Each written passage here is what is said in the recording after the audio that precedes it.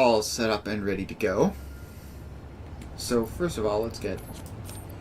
I have some random ore in my inventory. Get rid of that.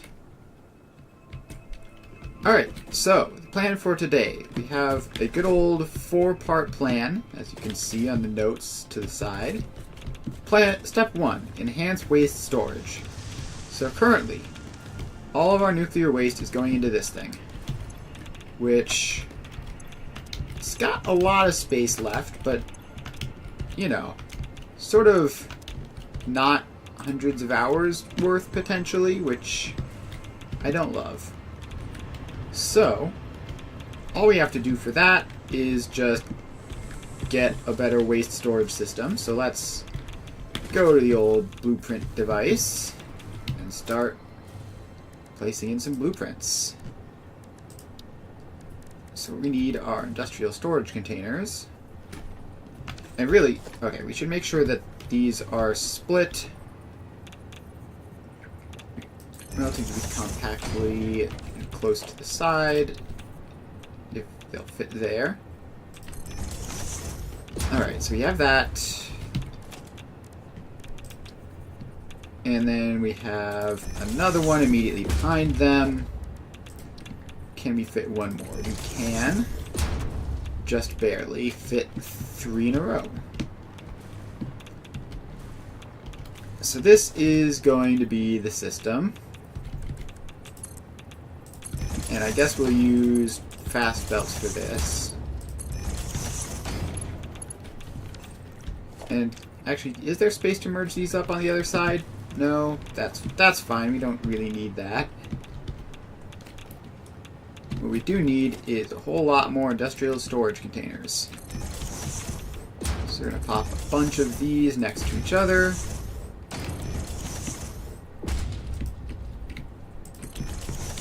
Just all the way down.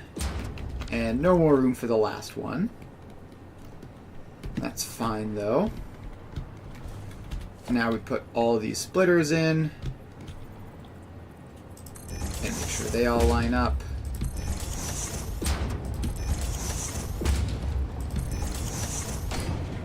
The goal here is to make a blueprint that can just store a silly amount of stuff. So let's make the second row for this one. All of those go in, and the third row.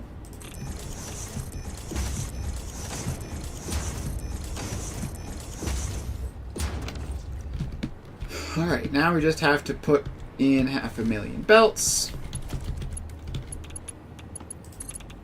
And the main line definitely needs to be Mark V in order to keep up. The sidelines could technically be lower, but I don't think that I don't think that it's gonna be a problem, so may as well just do this. Alright, we already did that one. Now there's all of these ones left. So we have to sneak all these belts in the interior.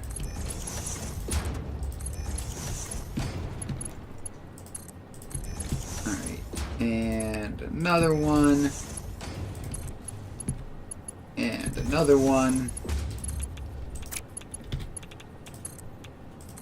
And another one.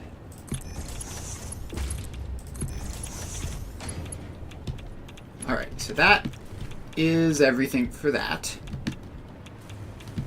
Now, I think what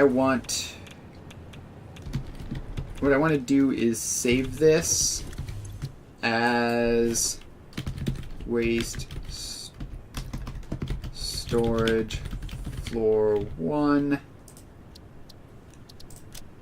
and set this into the nuclear plant directory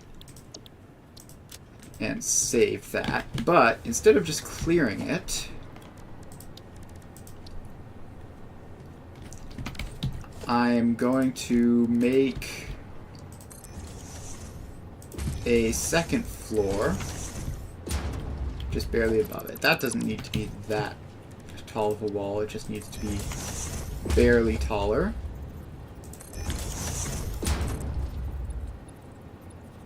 now we turn this whole thing into a floor.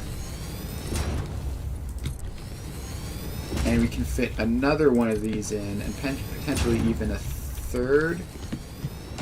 We can fit probably a lot of these in. And the only question is going to be how to get access to them, basically. So let's put this in. Partially overlapping blueprint designer. Alright, so if we put that in, what I want this to do is like have the main belt loop up and through. So I think we have this facing... No, wait, hang on. I think what we need is for this to be facing this way just like the other one, but we push it over to this side and up to the edge. And what we need to do is reverse this main bus around the other side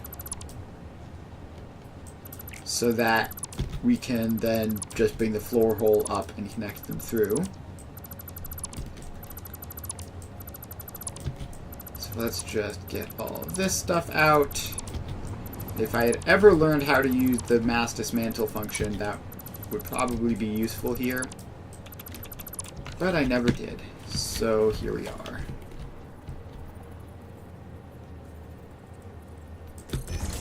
Alright, now we just have to pop these in, facing this way.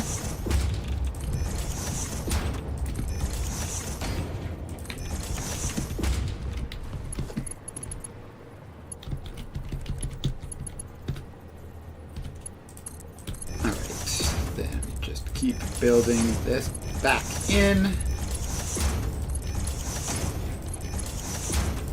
That's back in, then all these belts go in, and then we will have 2 floors of this all set up. Now we just need a floor hole.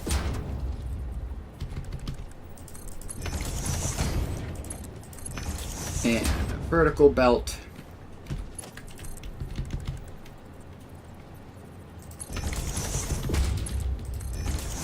That. And so now these are all connected up and they output over here. Now this is too close to the edge to get more floors in super easily. But what we can do is just make this stackable. So we put that up there, and then a 1 meter wall. And then we just give this a floor on top.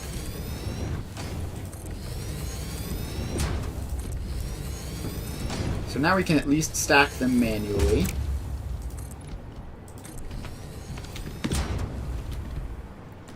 And if we really wanted, we could probably find out a way of getting this out, but probably not. There's just no space anywhere on this side. Alright, let's take that wall out, give it a conveyor wall. So that does that. Take that wall out, give it a conveyor wall, and have it go in.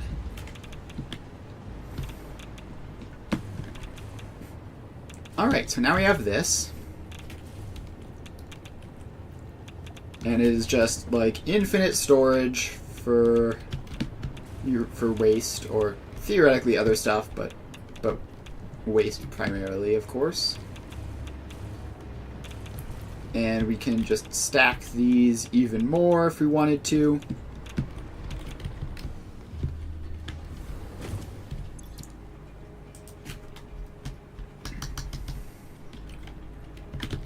waste storage, 2 floors. So we save that blueprint. Now we clear the designer.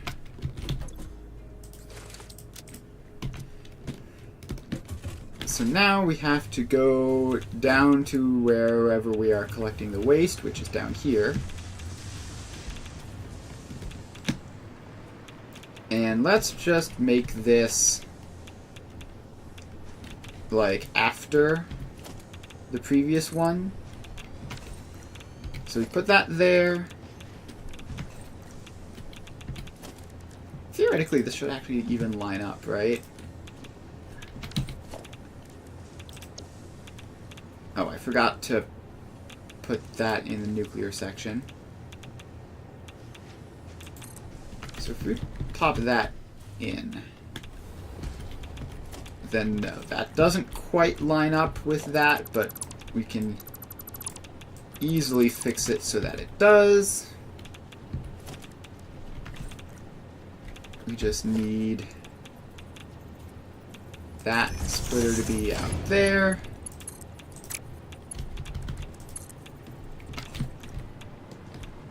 And, oh, this whole thing is up by 1 for some reason, which is quite horrible. So let's make sure that that doesn't happen. Put you back in, but normal this time.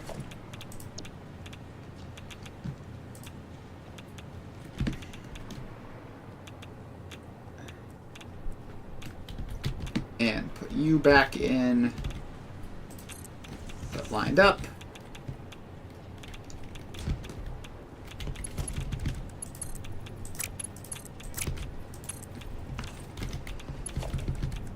Alright, so then that connects there. We just sort of have to... No, not dismantle mode blueprint. Dismantle mode default. Thank you. We just have to shift all of this out a little bit.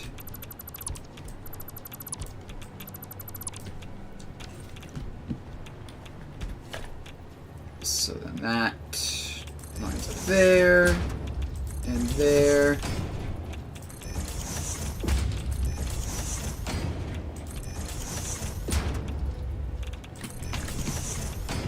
Alright, now we have to get rid of all of these gross things in between them.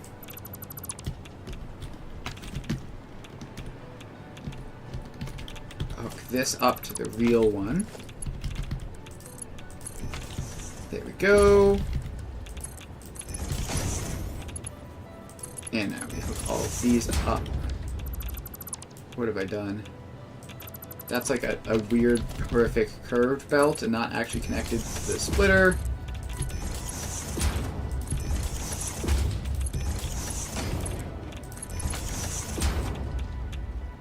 Alright, so that is that. Now we just need to connect all of these in to the proper things.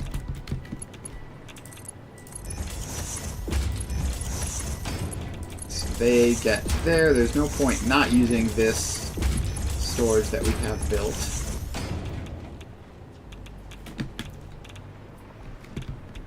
Alright, so we have that. Now we pop in another one of these on top.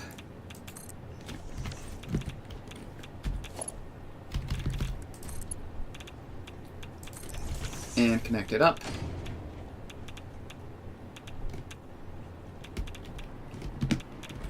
So now if we just look in here, yeah, there's like some uranium in here just from that little burst.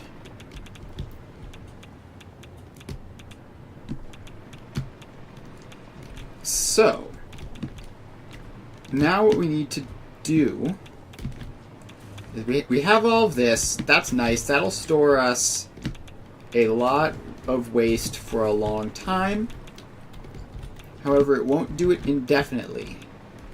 So we need to create a clever scheme so that we know when this is run out, so we know we need to come back and build more. So I do have a clever scheme for that, as a matter of fact. So we start by taking that splitter out and making it a smart splitter. Actually, you can upgrade those in place. So smart splitter goes in there, and it is left any center overflow. So as long as there is any capacity in this last one, then it won't send any through. And I guess I should probably make these last couple work the same way.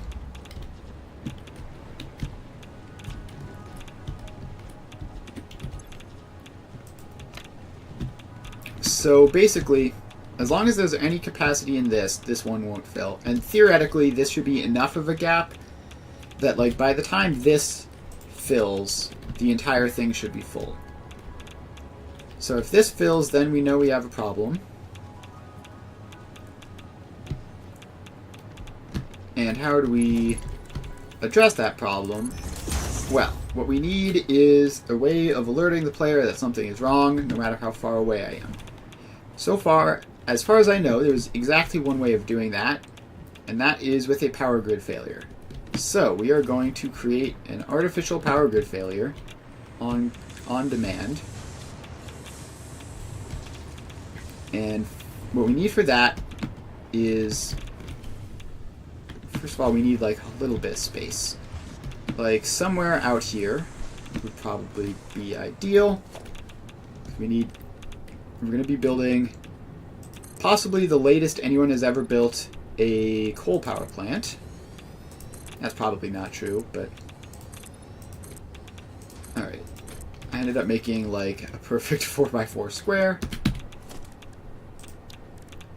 So we have a coal power generator, right? Let's just stick that, I don't know, in the corner of this little grid we have here. So we have coal.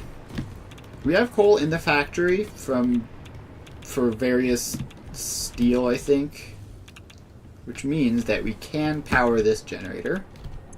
And this generator makes 75 megawatts, which I believe we are going to make this the old classic useless machine of just two packagers next to each other. And they're all linked up.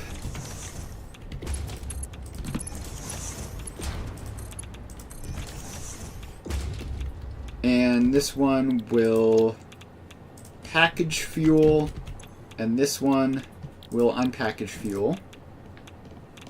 That's 60 a minute. So this is 40 a minute. So we need to set this to 40 a minute.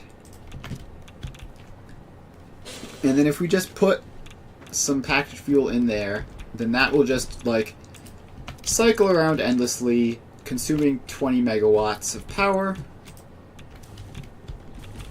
which means that this coal generator will constantly be strained. Now, let's get the actual, let's see, water extractor. The water extractor for the coal generator can be attached to whatever power grid, I guess. How much does a water extractor use?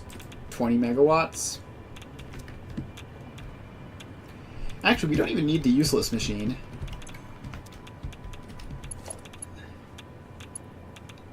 I guess we need to power this in order to get it started. So let's find a power pole.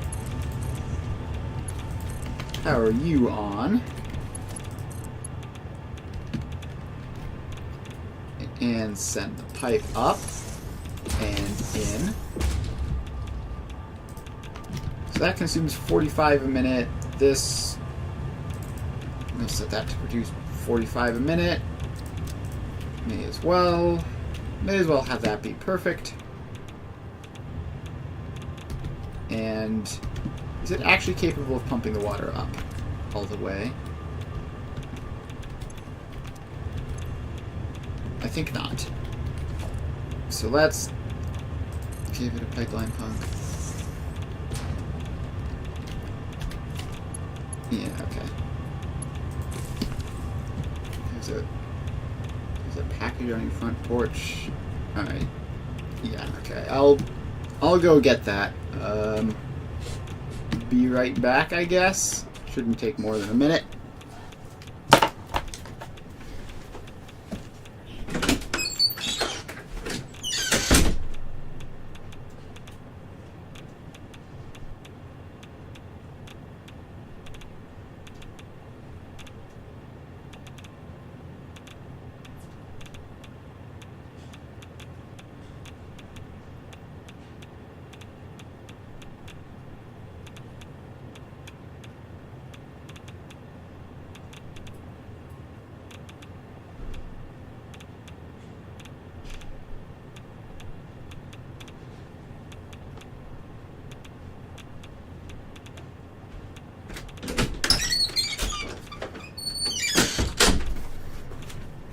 Alright, I'm back.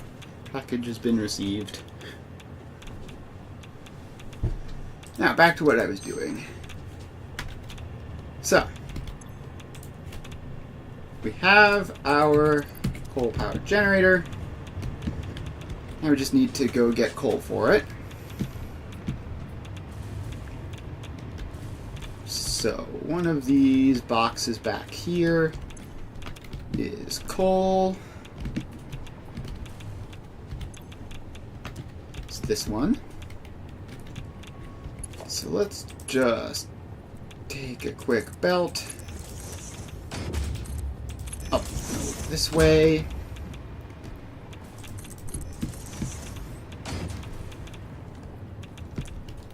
Alright, then this belt needs to drop down.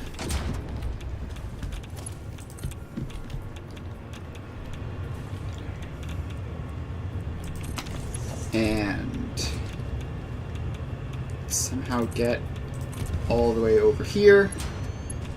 I guess stopping midway through on this little island.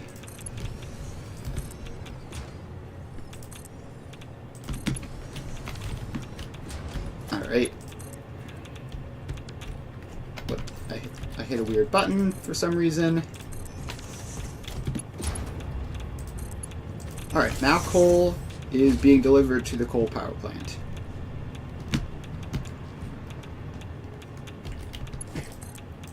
So then we take that out and hook it up to the useless machine. And I just realized I should have made this out of faster belts just so I don't have to wait as long. So let's just make all of these Mark II belts. Just so that the coal arrives twice as fast.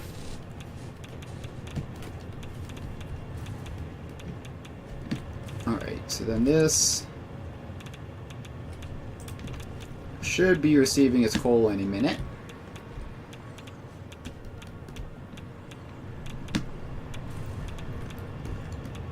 Alright, so that is arriving. And soon it'll be there, and the coal power plant will be powered, and then I will put some fuel in the useless machine and set it running.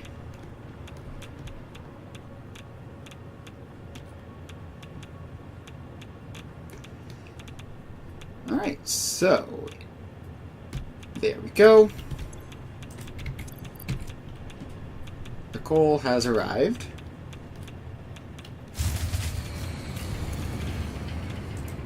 Yeah, okay.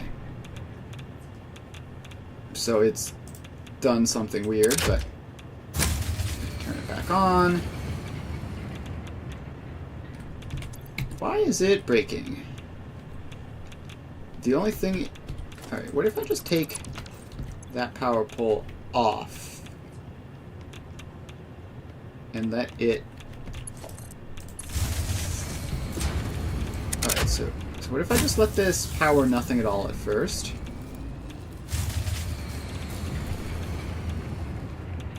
What is its problem? What is it powering? What is it connected to? Literally nothing.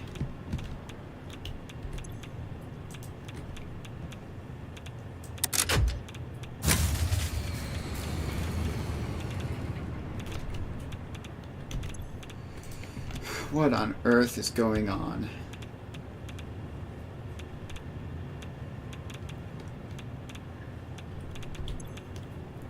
Like, the max consumption on this is literally 0.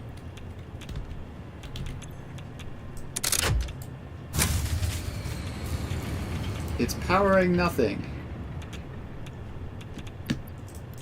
Alright, what if I max overclock you so you generate a lot of power and also turn that back up? Alright. Alright, we're good. Consumption 100 megawatts. From what? It's literally connected to a power pole, which is connected to nothing.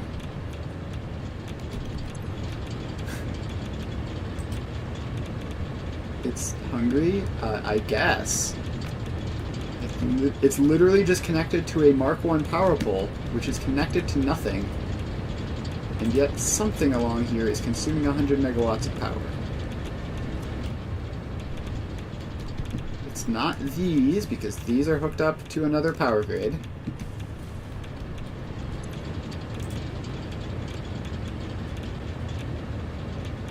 Right.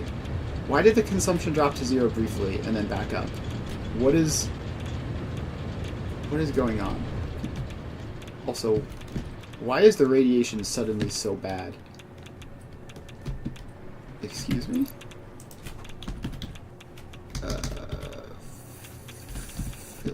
Filters. Is there... Oh, there's some in my inventory for some reason. How did that happen? Alright. Stupid uranium, get out of there. Is there any other radioactive stuff in my inventory? Not that I can see?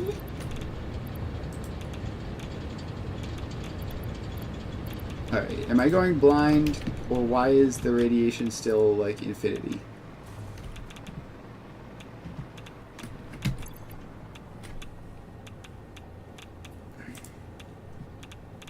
Alright. I'm not seeing anything either, but if I fly very far away...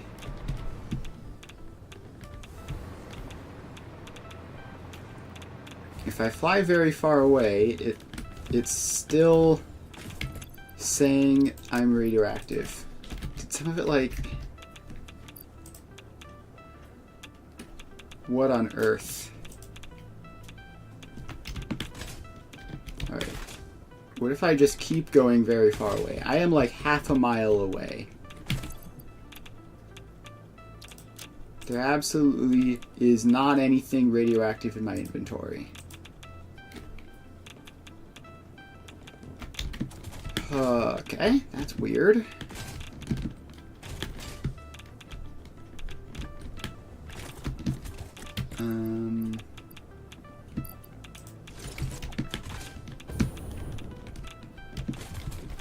Alright, I'm gonna... It's fuel in a jetpack? No, the fuel in my jetpack is packaged fuel.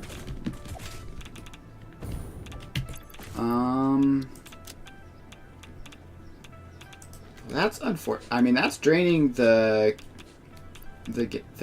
draining the filters very quickly. Whatever it is.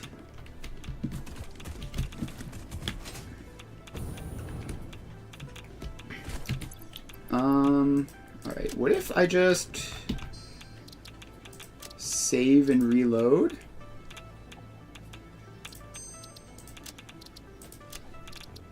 Load game.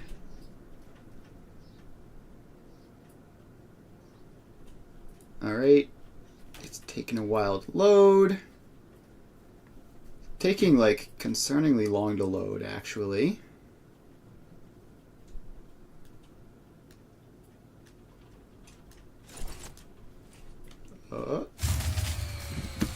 Alright. We're fine. Alright, cool.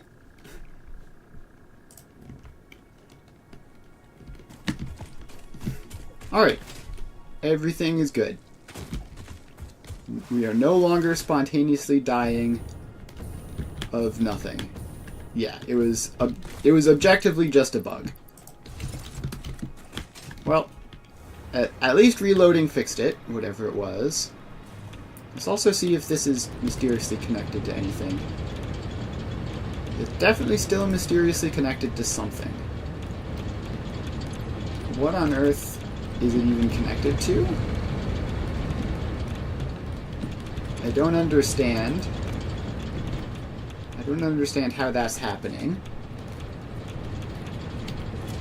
What even takes...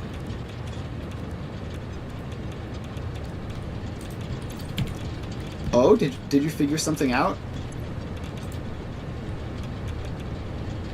Oh, of course, it's the hover pack. Obviously. Thank you. Alright, we figured it out. Yeah. So swap to jetpack, drop down, 0. I forget that the hover pack actually consumes power.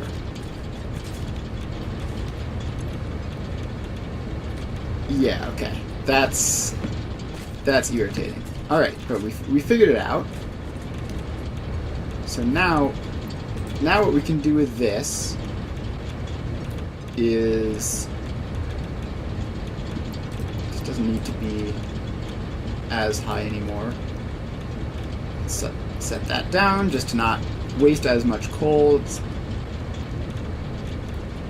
And yeah, just regular production speed. As long as I don't jetpack anywhere near it, it'll be fine. So now what we can do is power these two machines up. And speaking of fuel, give you a stack. And put another stack in there. So now these two very useful packagers will sit here. Right, so this is the plan. These two very useful packagers are going to sit here packaging and unpackaging fuel repeatedly, which means that this coal generator will always have some demand that it needs to meet, which now means if we just fly over here and we use the jetpack to not break things with the hover pack, so we go to the end of our waste storage and we bring this belt over, and what we're going to do is we're going to merge this belt up into the coal line, which means that if we ever run out of waste storage, this random little power grid over here will crash and give an alert saying that a power grid has crashed, and then I will know to go check the waste storage. So this is basically a remote alarm.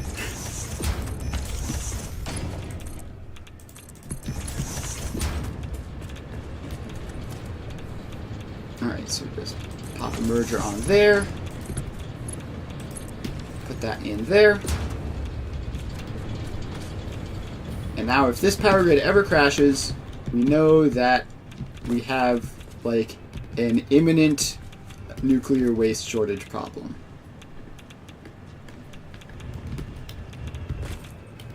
And come to think of it, I don't want this to be on the literal end, because if this is on the literal end, then it'll be too late to fix it. So I want just like this last one to just be a regular splitter. So now, if I get the alert, I'll still have these last 3 boxes worth of time to come over and fix it.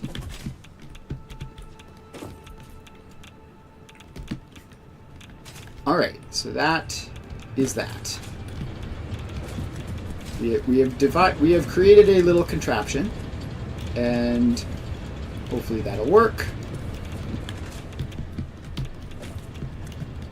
And then the next step is to add more batteries, because if the power grid fails for some other reason, then we would really like to have some extra batteries. Currently we have a very embarrassing 700 megawatt hours of stored charge here, which compared to the 26,000-ish power production that we have is not a lot. So we are going to make a blueprint, fill it with a bunch of power storage things, and then place it a couple of times. So let's go there, there, there. So we're just going to put a silly amount of these in. We do need to leave some space in the blueprint for the power poles, which I guess can just be over there, so that's fine even. Why are you off-center? Don't be off-center.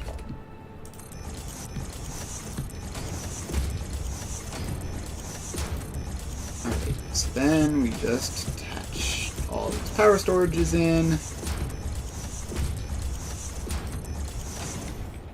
Alright, these things apparently use a large amount of wire, so that's fine.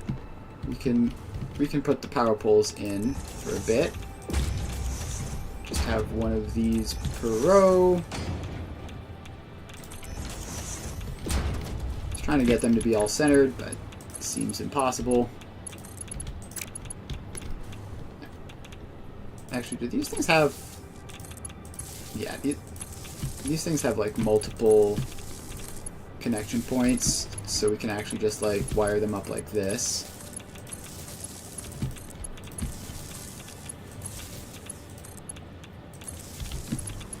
Alright, and we just keep doing all this.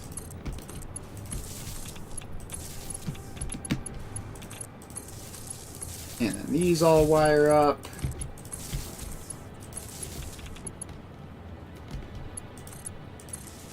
And now we can put more of these in, and at least finish off this row. Didn't realize this used quite so much wire.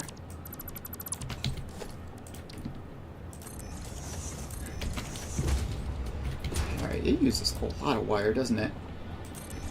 Alright. We'll just finish off this row and call this a good enough set. Hello, how are you? I am pretty good. We are setting up power storage so that we don't instantly lose if our power grid has problems.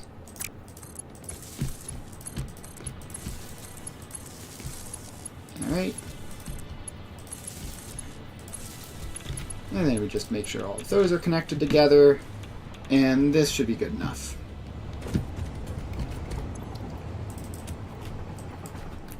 So we call this power storage. And we set directory nuclear plant.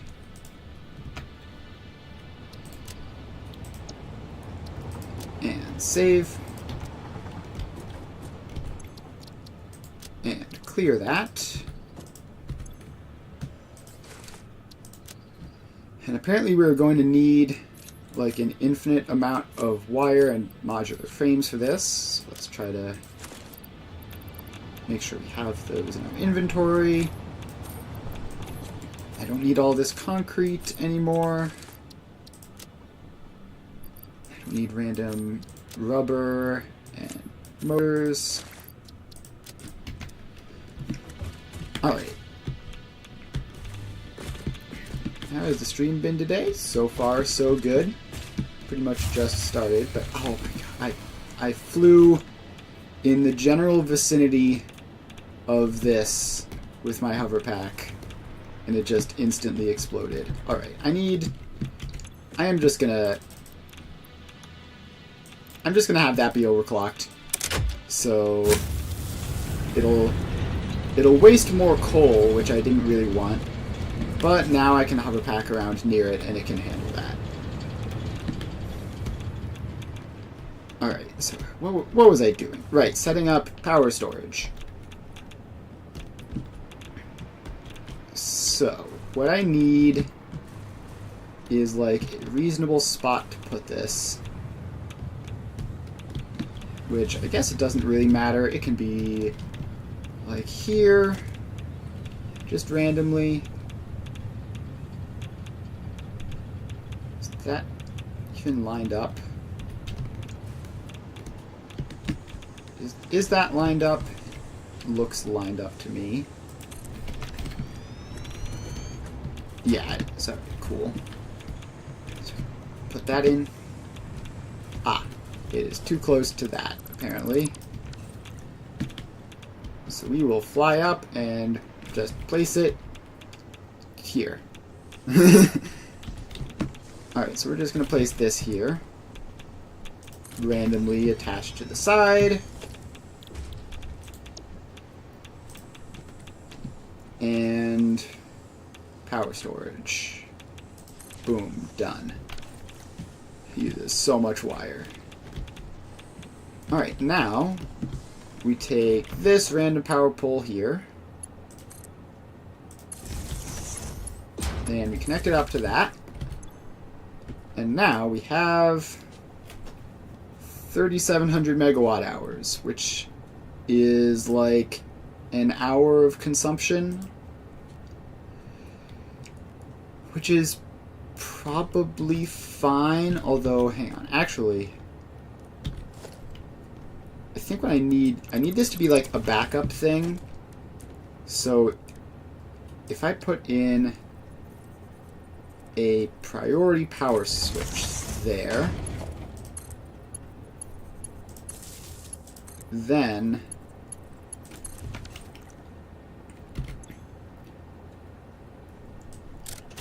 turn it on.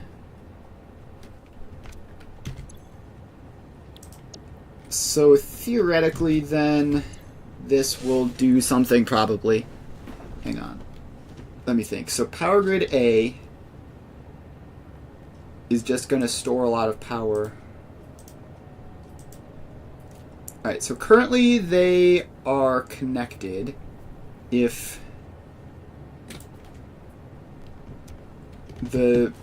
this shuts down, I need to make sure that we still have power stored in here. Which I think means that we just like need to let this charge up and then deactivate the grid so that they're separate.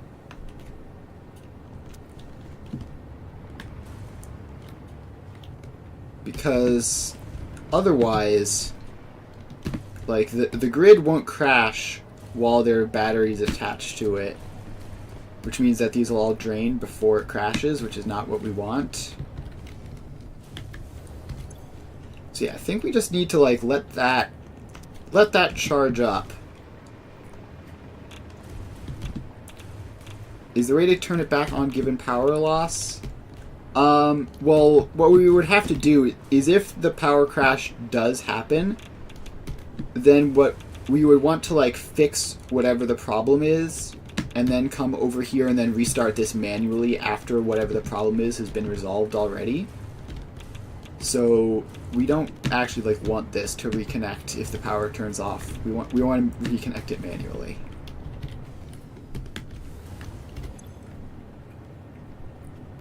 Although also I think that this doesn't even need to be a priority power switch. I think this can just be a regular power switch because of that. Like I don't think there's an automated way of doing it. So yeah, that's just going to run there and charge up. And then in an hour, we can come back and turn that off. And we can expand this given a lot more wire. Which maybe I'll come around to do that later. But now, the next step is going to be attaching all of this back up to the main grid outside. So currently this is only attached to the geothermal power and nothing else. And we need to just take another priority power switch so that if the main grid load becomes too much, the main thing will shut off, but the power plant won't shut off. Ooh, here's a interesting looking Mercer sphere. I haven't seen that one before. I'll grab it. So we just need, I guess, just any power pole will do.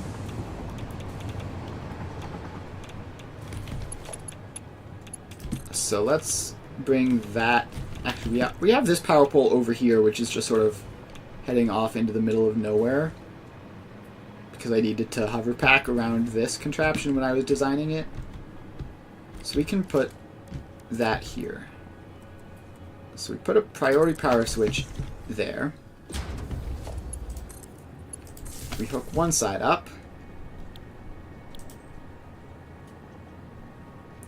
And we're going to call this power plant.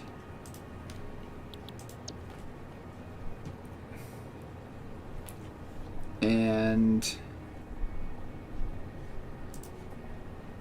how does this work? Something like that, maybe? I don't know. So then we're going to turn that switch on. And now we just need to take the other side out and bring it all the way back up to the main base. And we need to be careful not to mess up and connect anything else, like into the entire geothermal setup some other way, because that would just break the entire thing.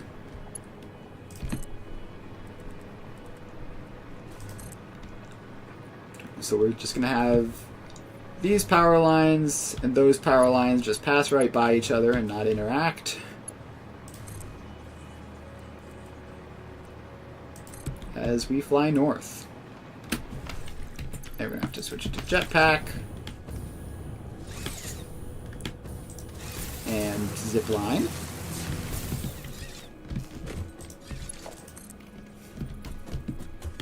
Alright, so then this can go...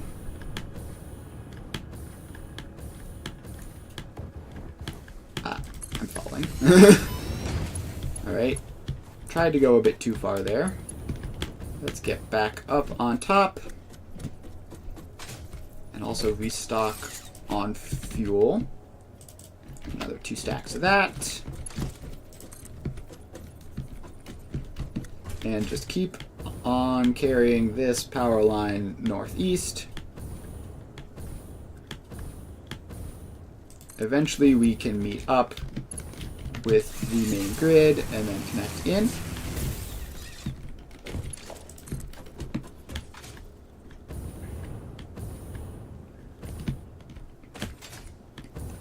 Alright, take this along.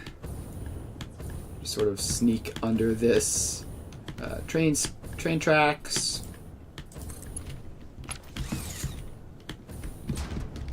And land here to restore fuel.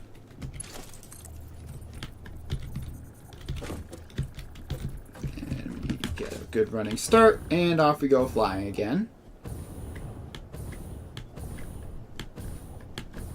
Alright, that's about as long as that'll go anyway. So let's take the zip line over. And keep on going towards the space elevator. So off we go. It's going to be a bit of a trip. Like basically all the way across the map. Probably could have built this closer, but who knows?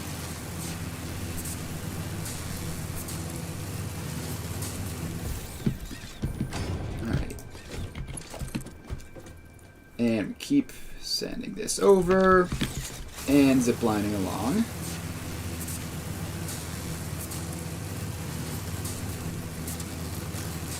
we go. Nice scenic trip through like the entire center of the map, pretty much. And let's find a good place to put the next one, and off we go.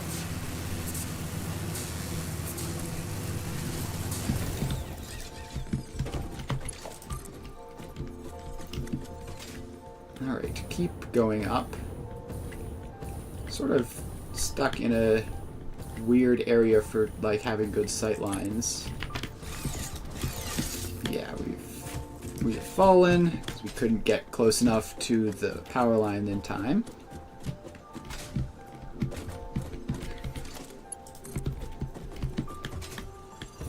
And we just keep on going.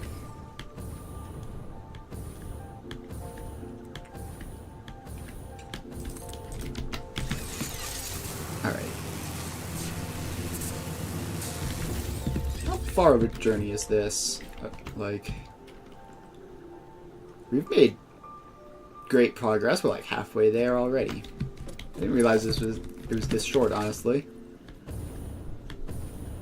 I thought we were further south at the nuclear plant, and we're gonna have to head northeast. Instead, it's mostly just east-ish. Alright, falling out of the sky again. Up we climb.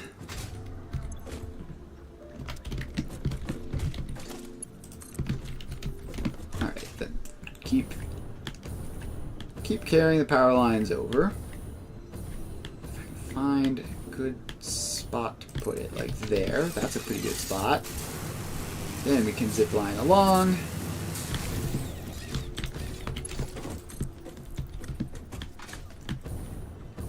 And we keep them going.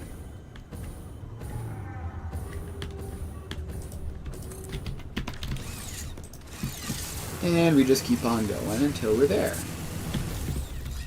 Well, I think I can see the city in the distance. See a remarkably square-looking silhouette.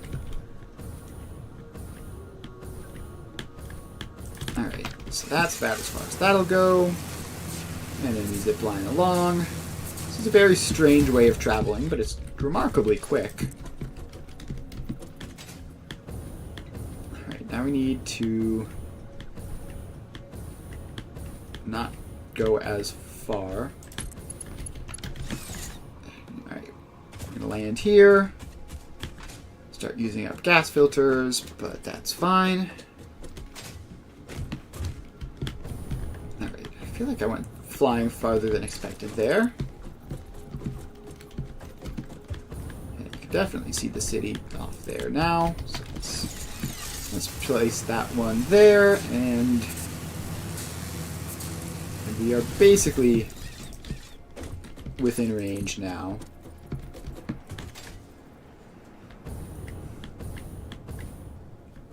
Like, yeah, we can just connect down here, I guess. It's a reasonable spot to connect the power grid. Buy some random fuel power generator that I produced like ages ago. Alright, now we connect that up. And look at all that resource spikes. So now we have the whole thing attached and connected via priority power switch. So as long as we don't break that and accidentally connect it up, like accidentally connect the nuclear power plant up to the rest of the stuff some other way, like by connecting the main hub up to the geothermal stuff, then that should be fine. And that should be just about everything that we need. So I think the nuclear power plant will be finished for now. So that's huge progress.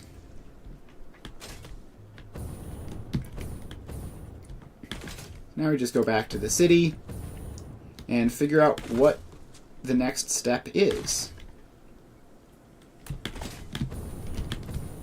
Now that we suddenly have all of the power we need to do stuff, we can actually, like, create more things. So let's fly on over. Almost there.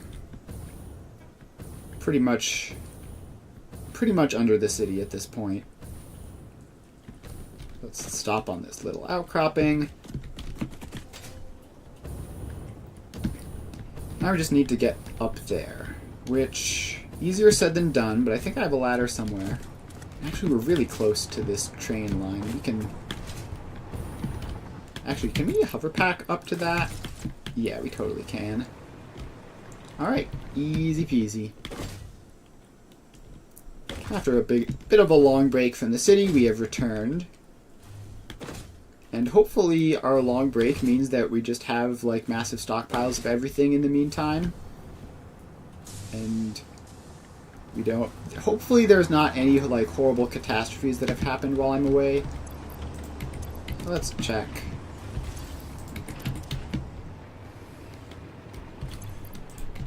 Everything... Alright, I've checked, like, one set of buildings, but it all looks fine so far. The streets sure do look like they usually do. Just complete carnage. Yeah, just smash straight through it. No consideration for anything. Are you, like, actually stuck, or are you just dumb?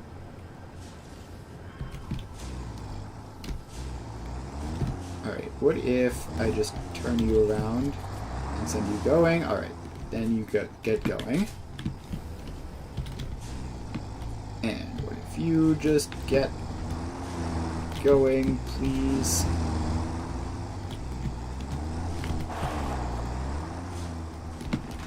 Alright, we've done it. We've fixed whatever that was, and it probably hasn't caused too many problems while I'm away, hopefully. Ugh, that doesn't look good. That does not look good. That should be a lot more full than that.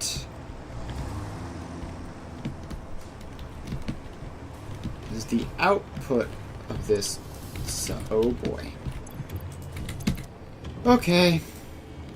The water situation may or may not be completely cursed. There's enough here, right? This had enough packaged water? Yeah, just about. Does the iron ingots have enough packaged water? Let's go over there and check. Yeah, plenty in there. How about the concrete? Concrete gets packaged water, right? Yeah, it sure does. Looks like it has some. Alright, we seem to have a packaged water shortage, but it also seems to not actually be short anywhere. That's a good... That's fine, probably.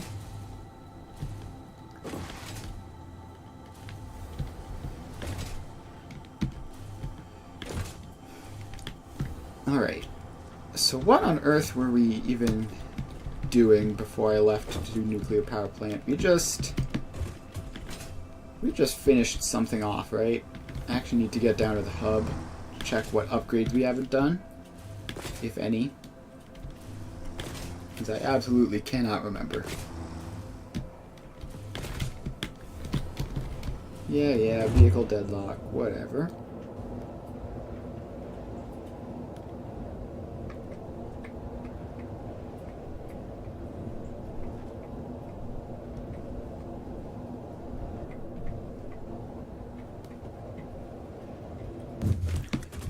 Alright, now we head over to the hub.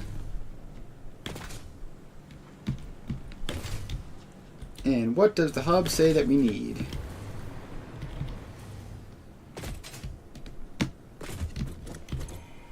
Alright.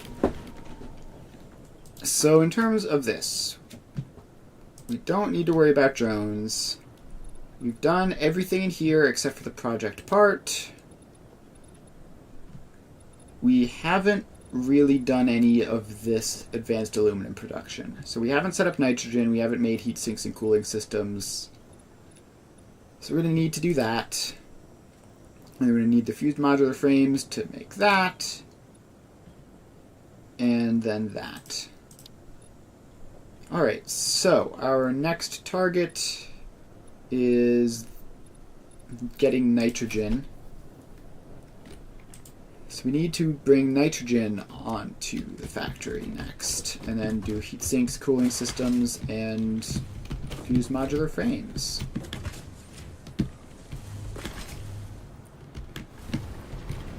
Alright. Now that we know that, let's see here. Oh, I don't even have a radar tower around here. Alright, that can just go anywhere, really. Where is it? Organization. Radar tower. Power it up. And dang, that is a lot of claimed nodes. Is that right? When did I claim so many iron nodes? I guess. Alright. Now, there's nitrogen down there. And a lot of it. It's kind of far away. If there is nitrogen in the swamp vicinity, that would be more convenient. We also already have a train there.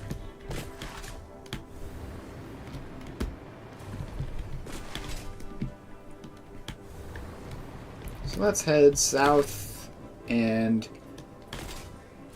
carry power lines with us.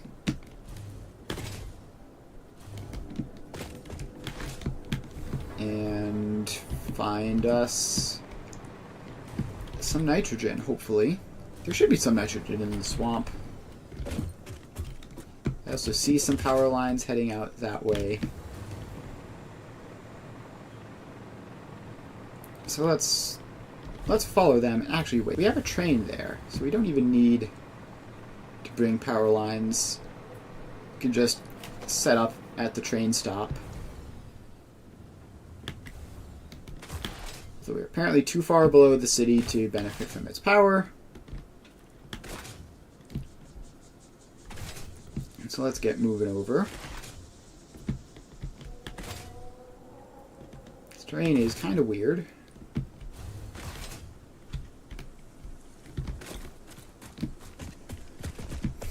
Alright. Is there a good way of hover packing up? Yes, there is. There is this water pipe.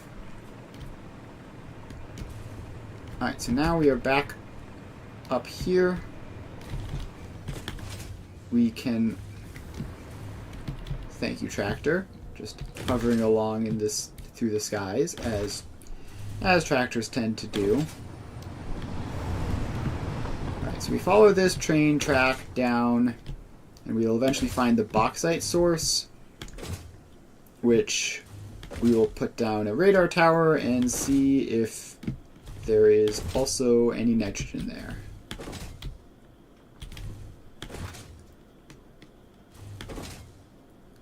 Hopping along, hopping along.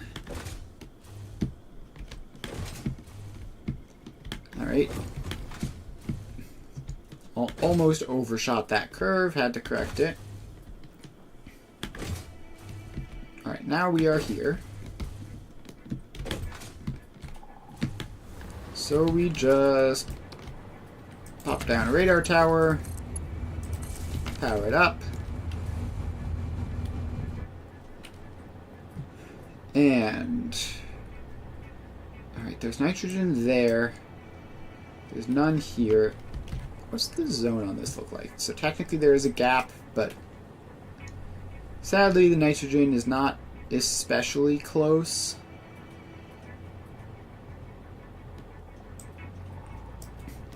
Alright, it doesn't really matter probably which one of these I take. So how's the bauxite supply going? Looking fine.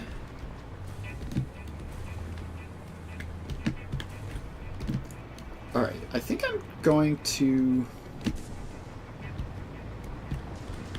Let's see, can I hijack this train track? Not easily, because it's all two-way. Although, I could.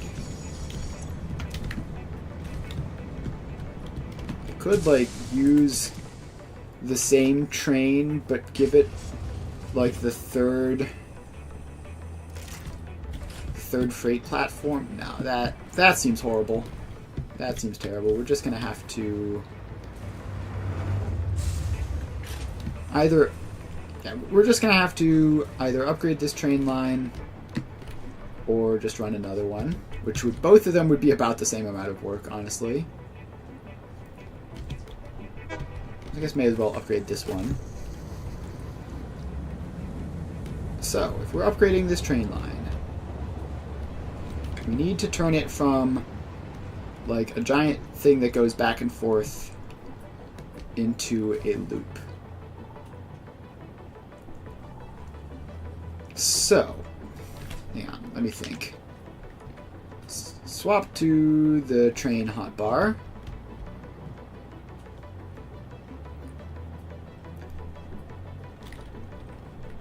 Alright. Why is my mind just completely blanking on how to do train stuff now? I did it literally like 5 minutes ago.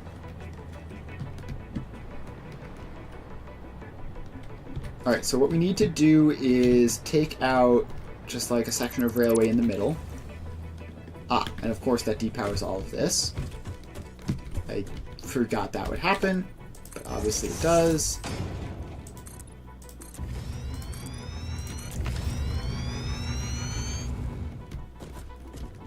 Alright. Then we turn this and we just like put a train track going this way in. I have no idea if I'm even doing this right. I'm just sort of like, based on vibes, this seems like the right way to do it. Alright, so then we put that in. Now I take that out and make it a little bit longer like that, but not too much. Then this gets... It turns too sharply, of course it does. Ah. I forgot that there is no power, and thus I cannot hover pack. So we fall to the ground, and we're just going to have to build a ladder back up. So up we go, and have the jetpack equipped the entire time now so that we can fly.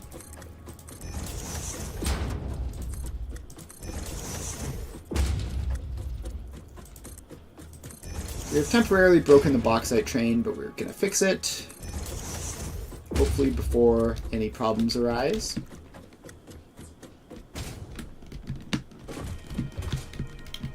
Alright, now we're back. We need this to go longer. At least in that direction. That direction is fine.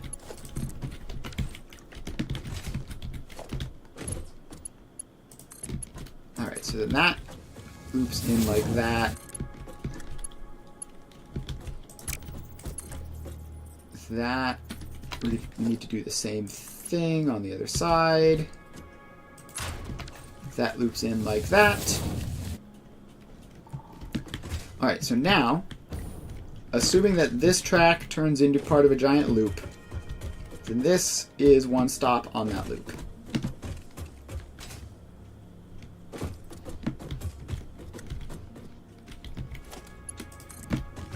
Now, I want to use most of this track, because otherwise I may as well have just removed it. So I'm going to turn this remaining track into 1/2 of the loop.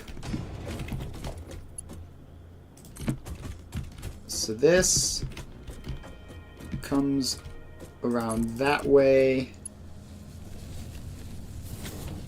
and that curve is too sharp, so we need to fix that.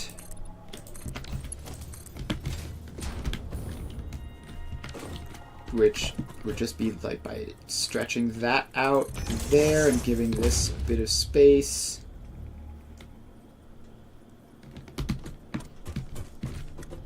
Alright, actually, if we do that, it's very close.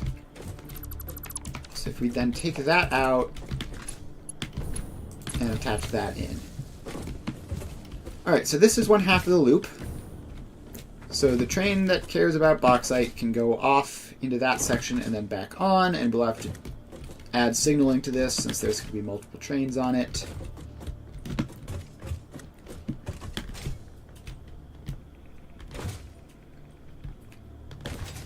And now we have to come along here and the bauxite train has figured out how to make the journey again, so that's nice.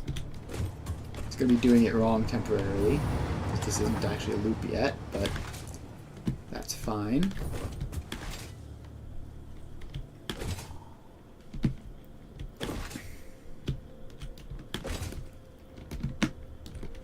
Alright, now we have to do the same thing here and add a perpendicular track for this to attach onto, and then turn this into half of that.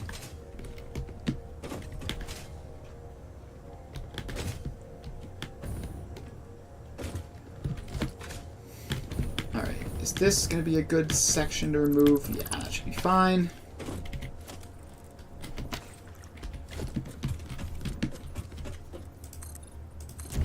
Alright, then we expand this out.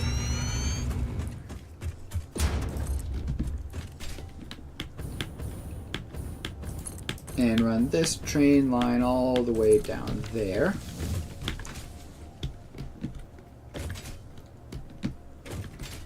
So then this is one stop, which can go there. And there. Alright. Now I have to figure out where the loop is going. So if there's a loose end of the loop on the left over there, which means I want that to be the other loose end, so I want to connect this side in. That's actually like not the side that I'd rather connect in, but it's fine. Alright, that's way too close to make anything work with that.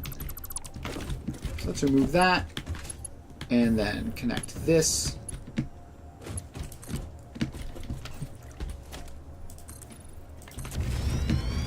Put that in so that this can come like halfway. Alright, no, that's not right at all.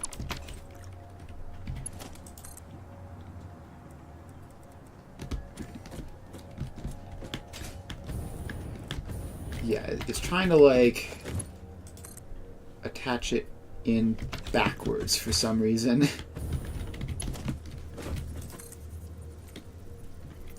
Probably because it is just going backwards. So that's probably not helping.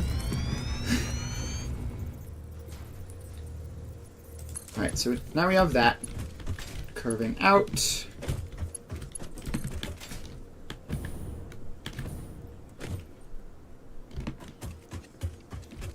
And then it curves back. And connects into that.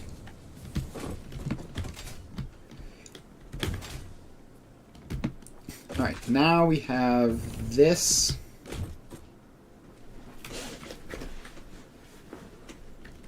Now we have this, which we need to hook up around to there. Although now I'm actually... No, the signs will take care of trains that want to go the wrong way, they just won't let it.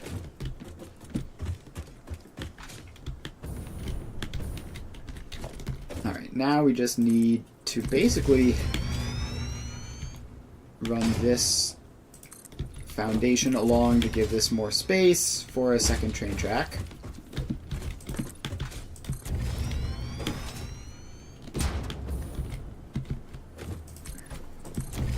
Alright, there comes a train.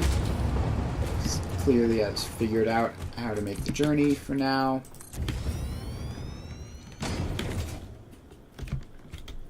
Alright, then that will work out how to make the turn later.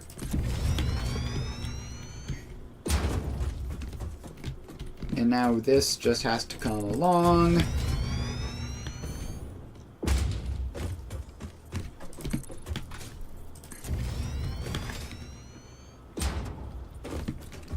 Alright, then this comes along to like here probably, before going down this way and connecting up with that loose track end.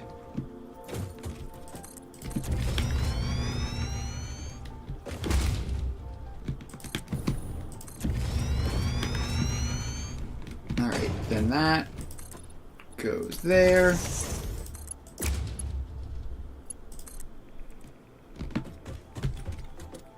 And turns over this way.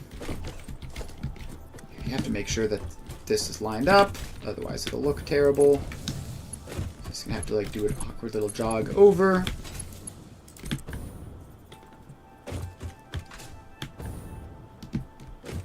Alright. And continue up to there. Should be close enough to the turn to make it properly.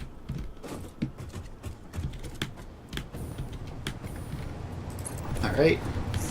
Makes the curve, and now it goes along right next to the previous one.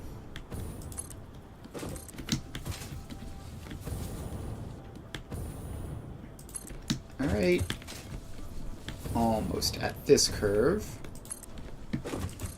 which we can just place the other end in, and it'll figure out how to make the curve however it needs to. Now they run a little bit close to each other, but not enough to be a concern.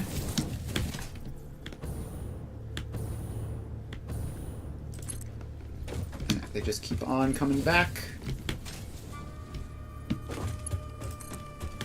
until we just have to attach it up to the other side.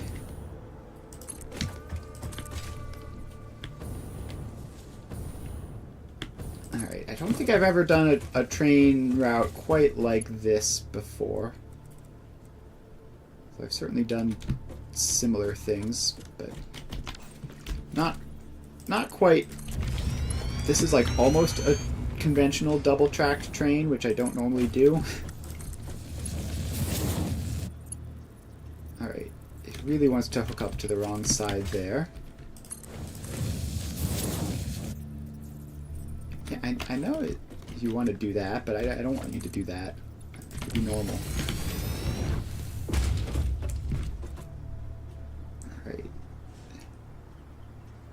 Having it like that works, and then that hooks the rest of the way back.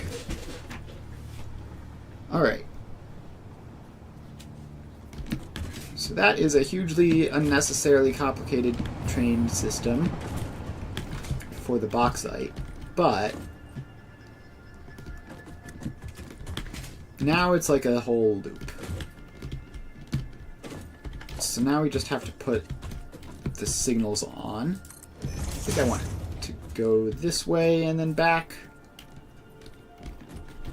Yeah, so it's complaining right now because it's literally the only signal on the entire track. Now it should technically work. Alright. What we need to do is get all of this mess sorted out. So we don't want it to be stuck if there is a train in the station off that way. So we put it... How did I open that weird tab thing there? So we put in a path signal.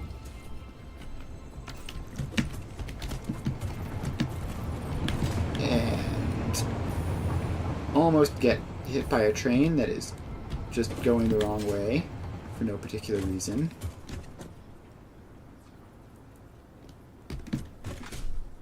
Alright, now I think we need 2 signals there for that to be two-way.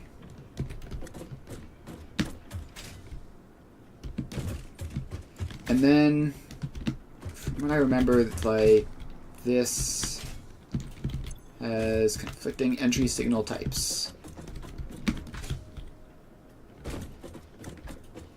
Yeah, so then this...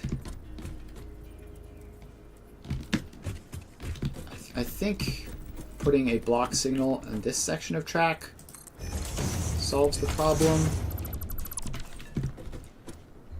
No, it doesn't. Cool. Oh, does making this a path signal solve the problem? Alright, now your path signal and your graphics are glitched, but it works.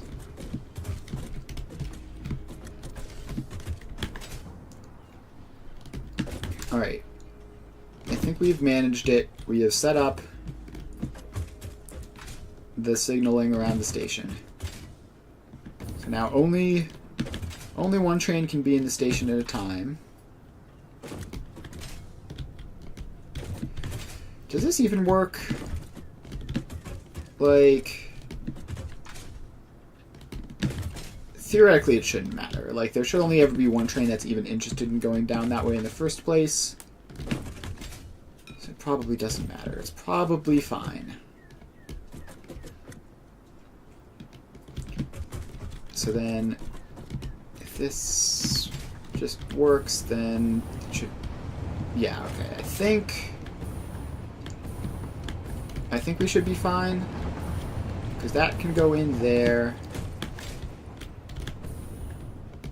And then while that's in there, this path signal is totally fine for something to go through it.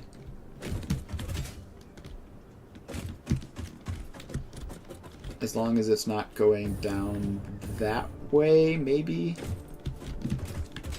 I don't know how signals work in this game, but I know if you do this, it doesn't give you any errors and it prevents collisions, so whatever. But now it is insisting on putting the signals on the wrong side again. So let's put a bunch of signals in. Don't need that many. And we need to set up the signals around the other station as well.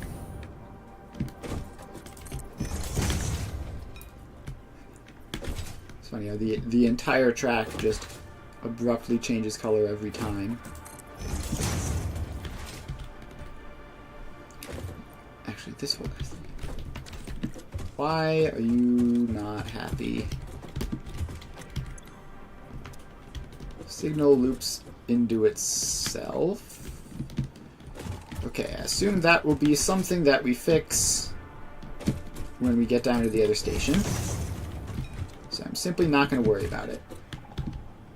Wait, it fixed itself? Why? Why was there an error for that one? But what? Okay. Okay, sure. Whatever you say, Satisfactory train signals.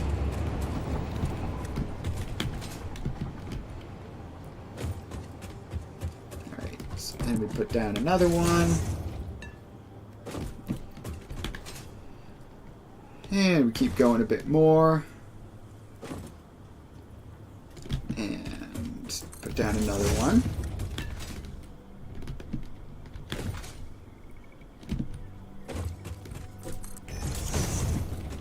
Just a couple more, and then we'll be at bauxite source, and we'll have to figure that nonsense out.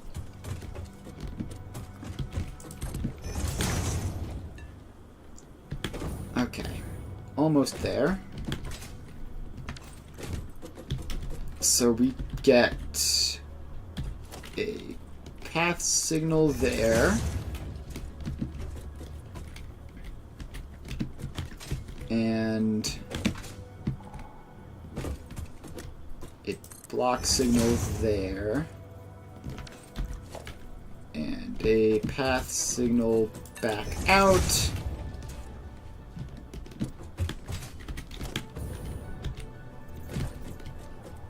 And a block signal on the other side of all of this.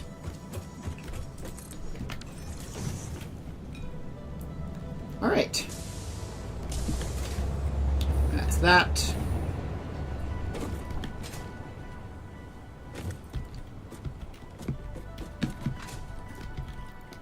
And now we just run down the return trip, putting signals in.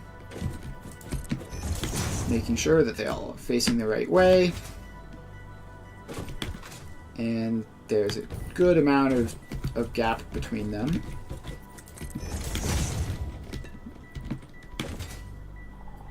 The signals don't have to be especially close to each other, because there's never going to be like a billion trains on this.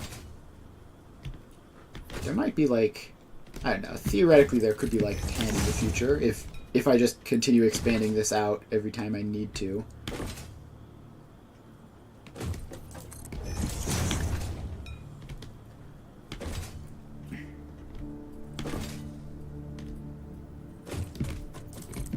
Alright. Just like maybe one or two, maybe one more signal. I think this next one can reasonably be the last one. Alright, train signaling complete. Everything looks normal. Alright, now, currently, we don't need all of this because there's only one train on the track. However, then the next thing we need to do is expand this loop out to the nitrogen source so we can put another train on the track. So first things first, let's get another train station in,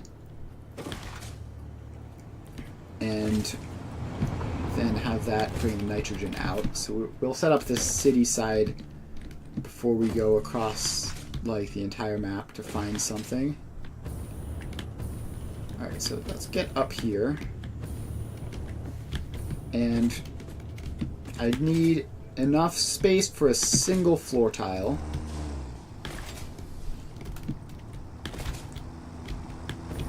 If I can just find the space for a single floor tile, like out over here. Yeah, let's put the nitrogen source out over here. And swap back to hover pack mode. Could have done that ages ago. Alright, so you get a floor tile. And a truck stop. Feels like it's been ages since I placed one of these. So the truck stop goes in. And gets powered on. Oh, this doesn't need a single floor tile because it's freaking nitrogen. It needs a nitrogen packager as well. So let's put the space in for that immediately, and then actually get the building in later. Actually, we have water packager Mark II. We can just put that in, change all of the buildings to nitrogen packaging, and call it a day.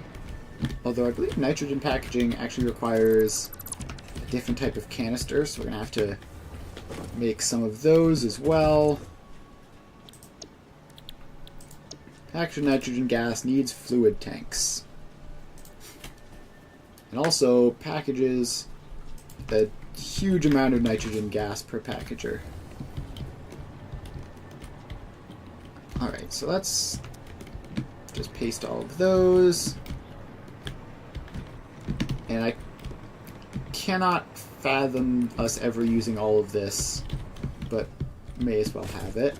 It's not going to hurt to have more packaging.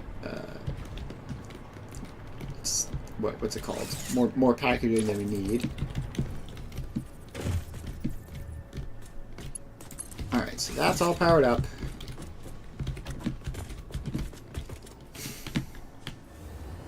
And then we also then need to set up the packaging, the canisters. What are they called? Whatever the containers are called, we're going to need to set up production for those. But for now, we can just say that this is going to require an input. And that input is going to be coming from a pipeline floor hole. Just going to be going up there.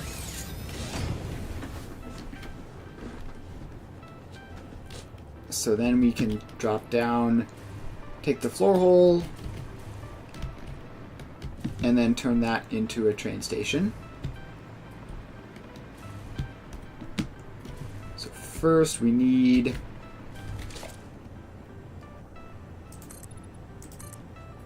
that. Need to bring the foundation along down here for us to stand on, and I've basically lost where the floor hole is. It's right there. So if we build this train station-y area out here, then that should be good. Now we pop the station itself in. Put that like there. Should give us more than enough space to turn around.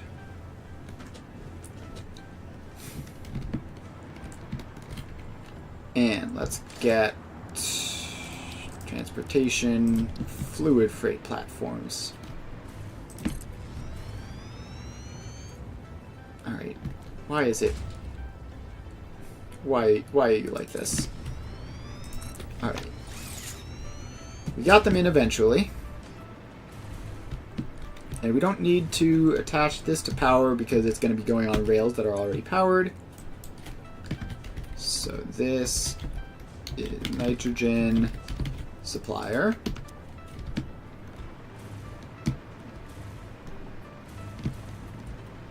Alright, now we just have to connect this over to that. So first let's get the train looped around. So when the train leaves, it comes out that way.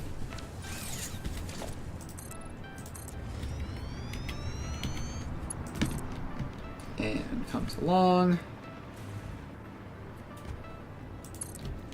Like that.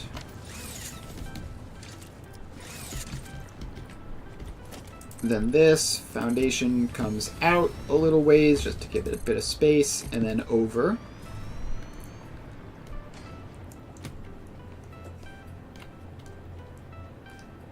And we need to basically connect this whole thing in to the loop.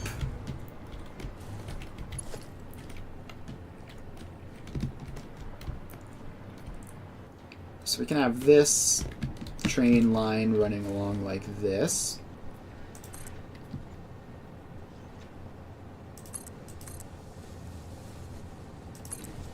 So that goes there. Now we just need to connect both of these up to the loop. And we don't actually need to connect them up together first. Alright, so that's the input, which means that it connects to that side, like that. And this is the output, which means I should take that out. And this connects in like that.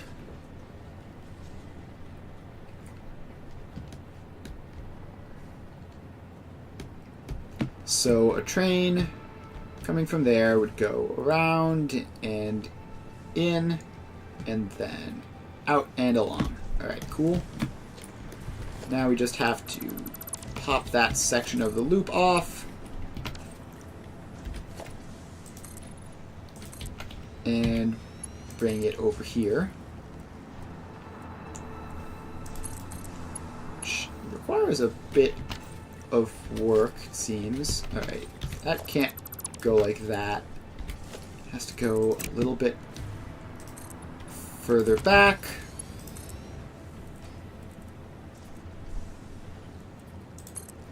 Like that. And then in there.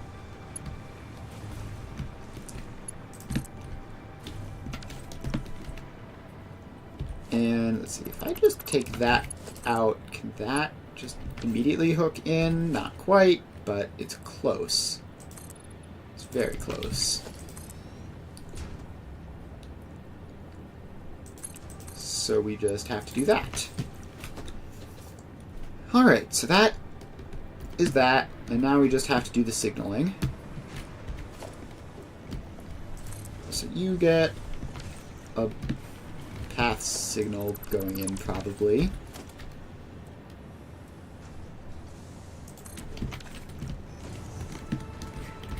And you get a block signal. Where on earth does it want to let me put the block signal facing the other way?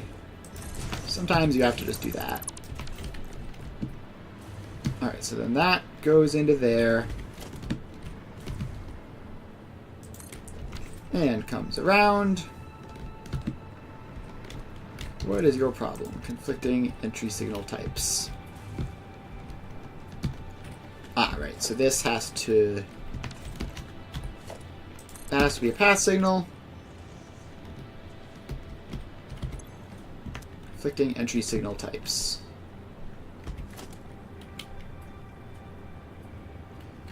So that is a path signal going into this section. That's a path signal going into this section.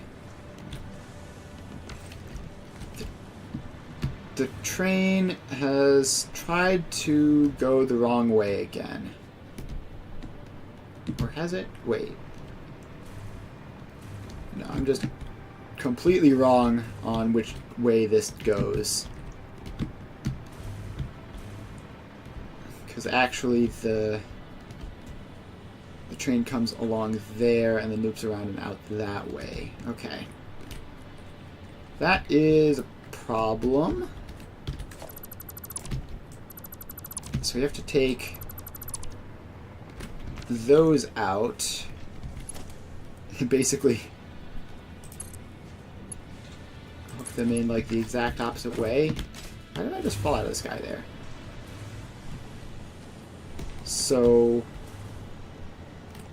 no, that has to...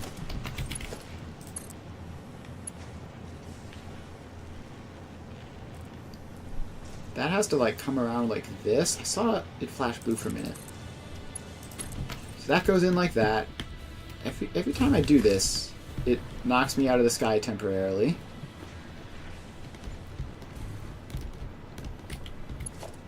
And then that has to connect up there.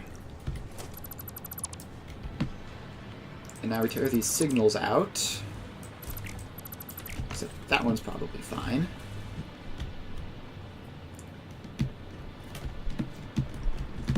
Alright, now we just need path signal there.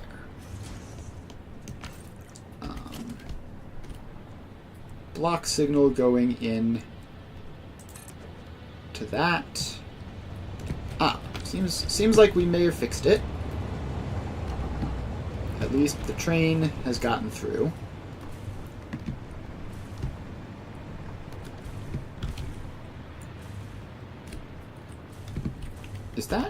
Does that need to be a path signal? Yeah, probably. Alright, now we just stick a block signal there. So that block isn't ginormous. And now that is probably fine. Alright, another train station done. Another sort of horrible monstrosity of tracks added, but if it works, it's not stupid. Alright, the next, I just need to take this track very far south to get to some nitrogen. So we just fly along until we encounter that.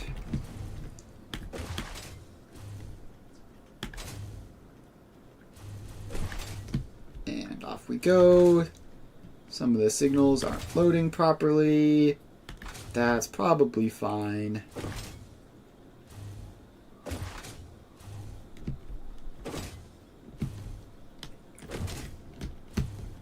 Alright, so now we are down here by the bauxite source.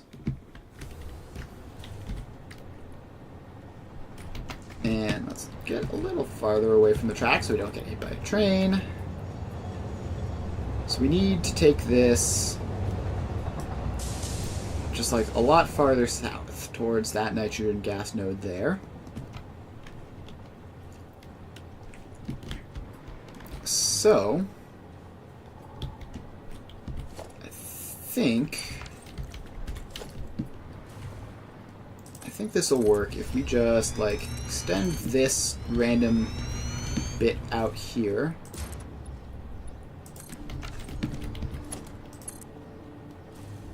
And then take that off that way and that off that way. Now we have two-way. So now we can just go off that way and then come back as long as this loops up somewhere. Or you could just shortcut it and go directly there. Does this require fancy signaling? Probably not, as long as this side is well signaled. Alright, so let's just put block signals in here. Alright, why are they like this? This is coming in this way, and block signal. Then this gets block signal running the other way. And yeah, currently a dead end.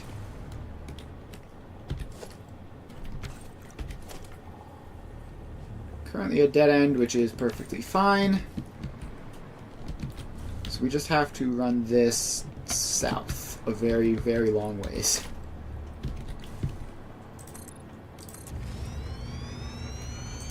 So that can turn, I don't know how sharp of a curve it can be. Like that. And then you curve like that. And then off you go. So now we can just head down this way. Carrying the foundation and tracks with us as we go. Until we get close to that nitrogen deposit.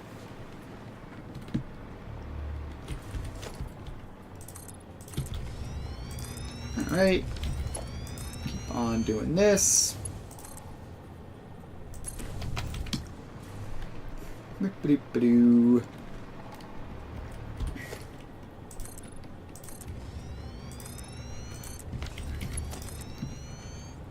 Alright. That keeps on going.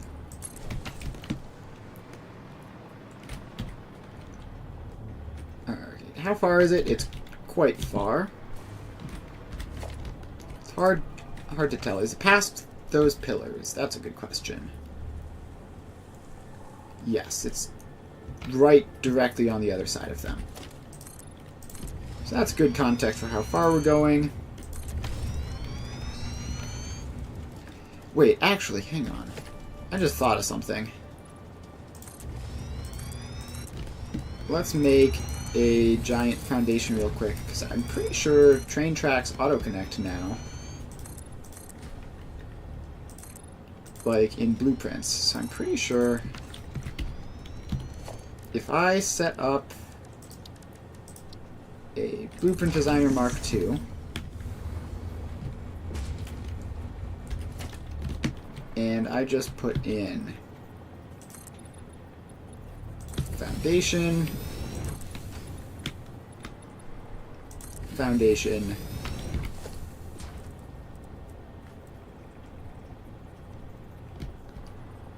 and then I guess have the railways in the blueprint go like part way through like that. Then theoretically this might auto connect together and just remove the need to manually make this. Two-way rail. Save that blueprint. Clear the designer. And please work. It would be so very cool. Did I see a... No, okay. I must have been seeing things. I thought I saw a dismantle crate, but apparently I did not. Alright, so what if I get rid of all that stuff so that there's space for it? Because the blueprint involves the foundation.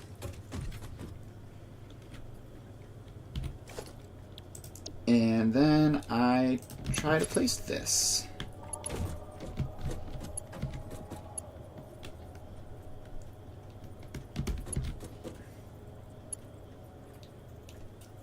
Please.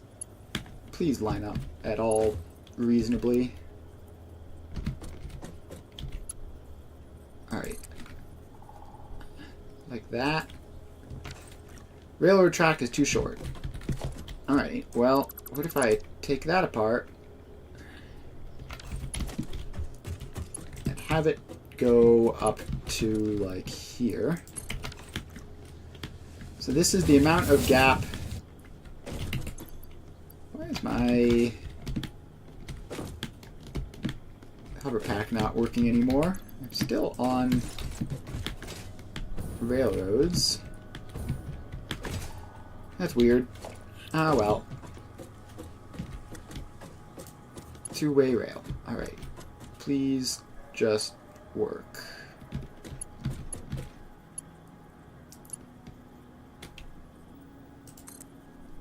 Alright, we put that in. And now it should snap to the blueprints, which should make it even easier. Yeah, alright, this is brilliant. This is huge. This is way faster. We're gonna have to run... We're still gonna have to run back and put in the... whatchamacallit? Signs, but... not really anything you can do about that. They're just, like... putting them once every blueprint would be way too many. So we're just gonna have to do that manually. But... everything else is automated and nice and neat.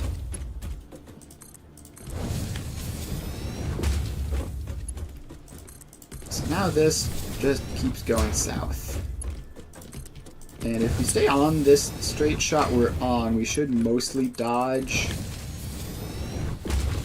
like all of the pillars and stuff and just get through. Crazy. Is anything interesting happening? No. Alright. Cool. Nothing interesting happening on my phone, just a bunch of junk notifications. Alright, now we need to turn west. Which I guess we will do after we get around this pillar.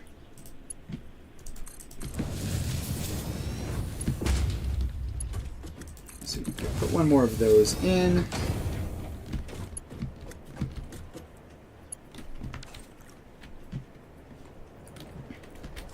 And now we need to put some some regular foundations in there.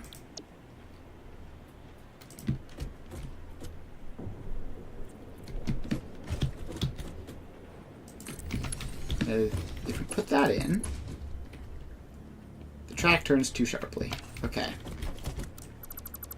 So we dismantle that. Give you a bit more space. So now you have hopefully enough. Like, that's 2 foundations on either side. So then when we put the blueprint in,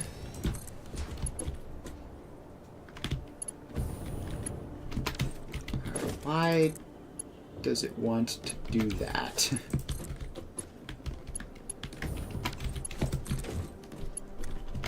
It wants to connect in the stupidest possible way you could ever connect 2 railways. But if you do it like that, then it works for some reason. Alright, we've gotten around the curve. Now we just have to go straight this way until eventually we're close enough.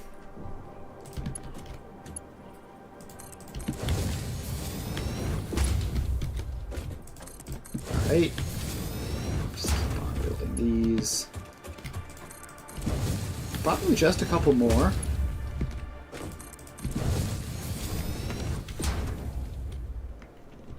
Yeah, I'll go one more set, and then we'll figure out like the exact specific details of the train station. Alright, and we can hover again. So that's nice. Alright, there's the nitrogen down there. Also, here's a summer sloop. Don't mind if I do. Let's grab that. Stay barely within hover pack range. Alright, so we need a station. So, we need a bit more space. And then we need that to curve out that way and that way.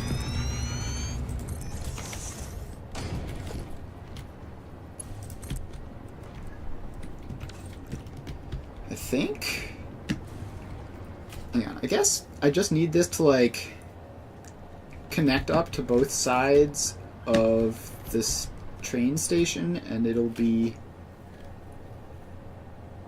fine. No, I don't want that. I need an option for trains that don't want to hook up to the train station. So it means we do need to do this weird little roundabout type thing that we're about to make. Alright, so then those branch out that way. And this is the input, that is the output. Don't want to get that confused. Oh, I have an idea. I have a genius idea. So if we just put this in here, and that's going to be enough space for a train station probably. Pop that in and put it over here. So you get a train station, you get fluid freight platforms because it's nitrogen transport. And I definitely want the inputs facing that way just for convenience. Alright, now what we can do is have this line go this way and just like right past it. Then we have another branch which goes in, which we need to figure out how to get that, but alright, I think we just need more space. So let's take that out, put this in up there instead.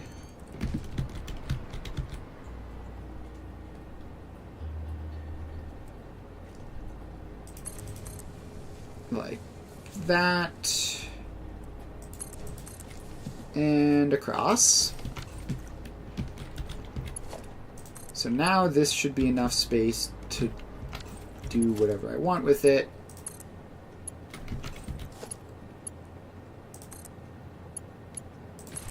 Like that. Alright, so if the trains are interested in the station, they'll go in there. Otherwise, they can loop around. And we just have to do the same thing on this other side. So this comes out quite a ways. And then across.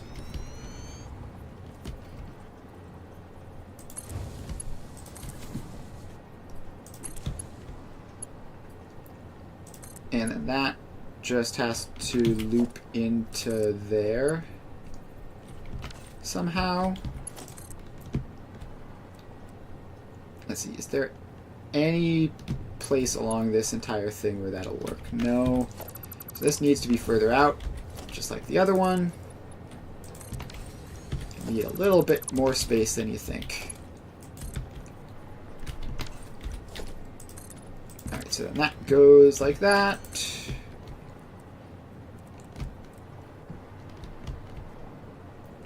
And that loops like that. And then in like that, and then all the way across.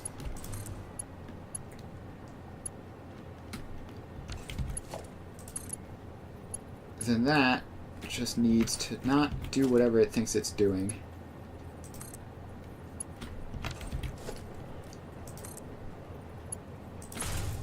Like that? No, that would have it go out the wrong way.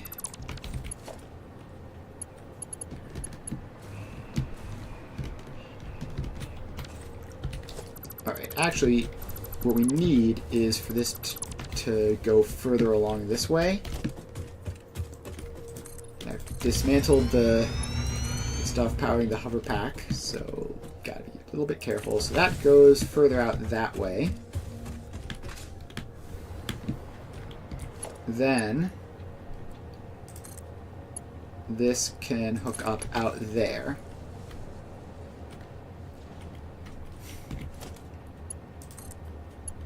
And then that just needs to not do it like that, but curve around more gradually.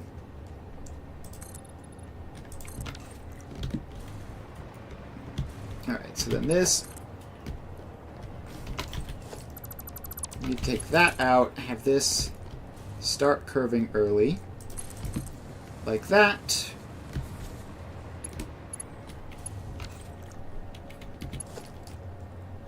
And then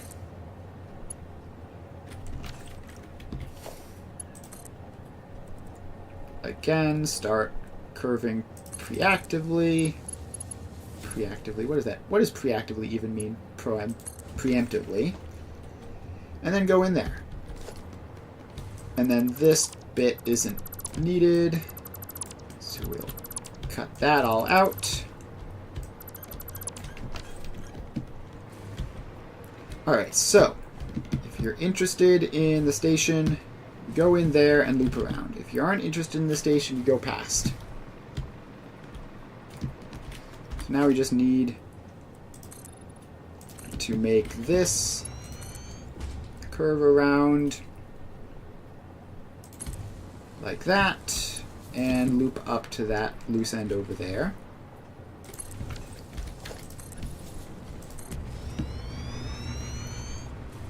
Right, then that goes there.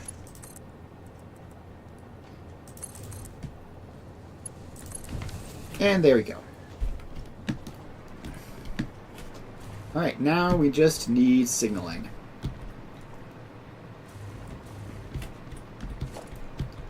So we have a path signal there, a block signal there, a block signal here,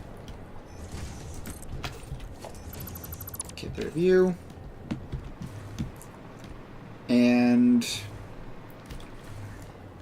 is this whole thing, this whole green area is one giant thing, which isn't great. So you get another block signal there. You get another block signal there. And then there's another block signal right there at the intersection point. So now that should all be good to go once we attach the signals in for the entire rest of this section, of course. We can call this nitrogen source.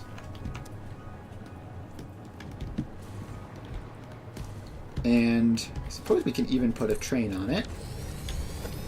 Train 1, 2, 3 freight cars, and edit time trade. Source and supplier. Save changes.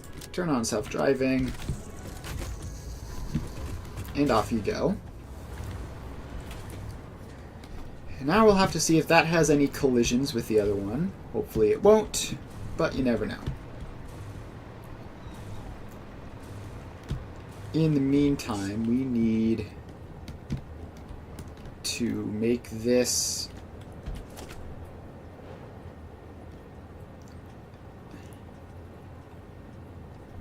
how do you get this to snap to that?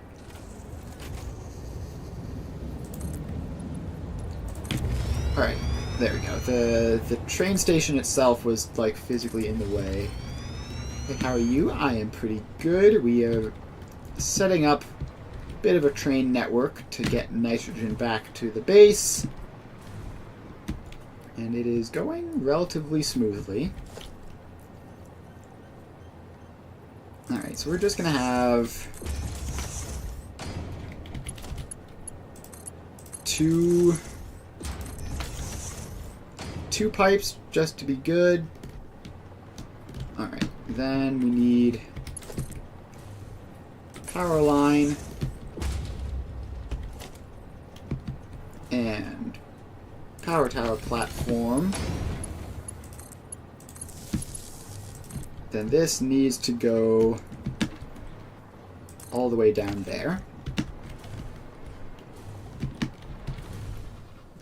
The stream is going pretty well. Going for a while. We've made a lot of progress. That's actually sitting directly on top of one of the nitrogen nodes. Can't have that.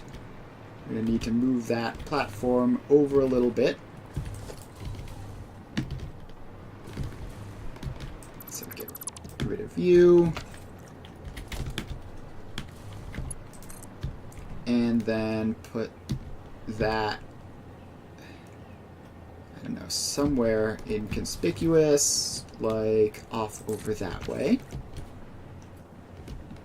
Does mean that the hover packing is going to be a little bit trickier, but it should still be fine. As long as we just stay relatively close. Alright, now, resource well pressurizer. And power the pressurizer on.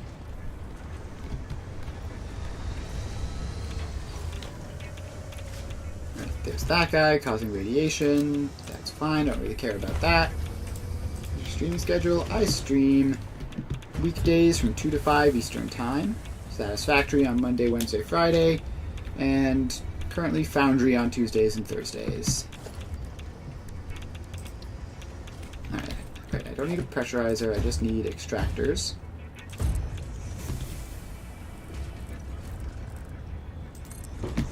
So let's get a couple of these set up.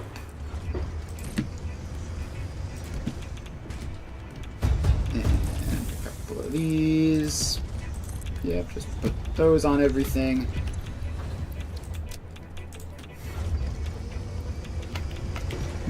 Alright, now each of these extractors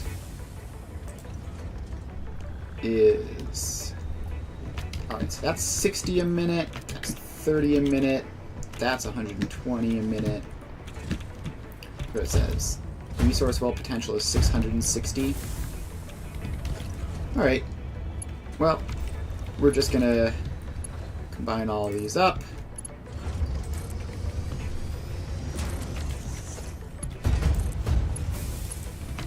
Going to combine all of these up, and we won't quite use the full capacity in a single pipe, but that's fine. Probably, hopefully just won't need that much nitrogen. I don't know, I should probably be a bit more thorough about it, but with like overclocking it and stuff, but just a basic setup now should be fine.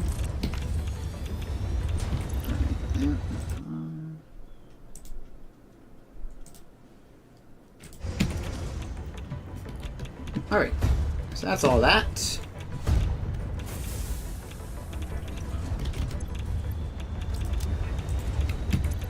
And now we just have to take this pipe all the way up.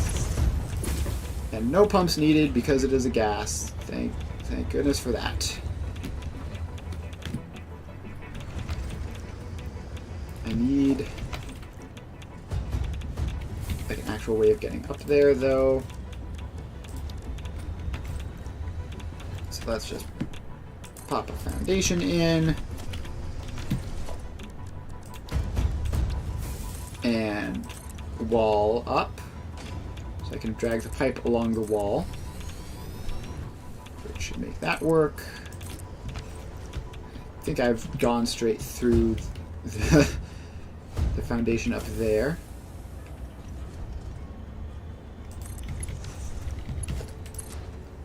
Alright, then this comes up. And up. And onto the ceiling. And in.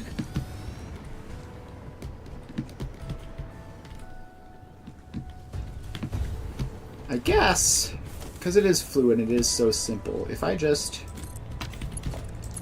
run another pipe up, like this won't take really any extra time, and it'll get the full 660. Like, I already set up the second pipe output as well, so may as well.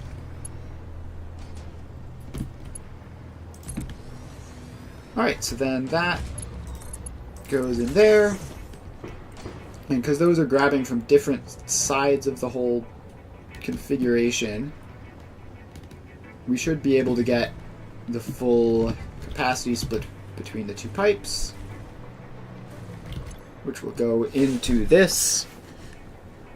Yeah, the fill rate is currently very high,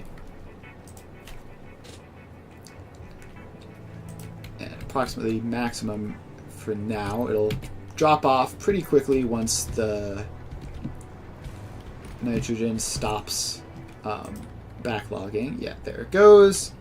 This should drop down to 600-ish probably. Nope, it is staying around 900 for some reason. Well, I don't know why that's happening, but we have this now. And that's attached. And it's set to load. So now we just need to put more signals on these.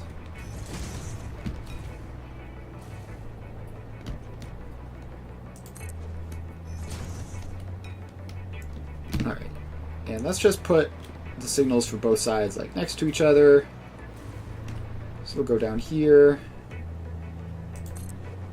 that signal there, and that signal there. Then go down a bit further.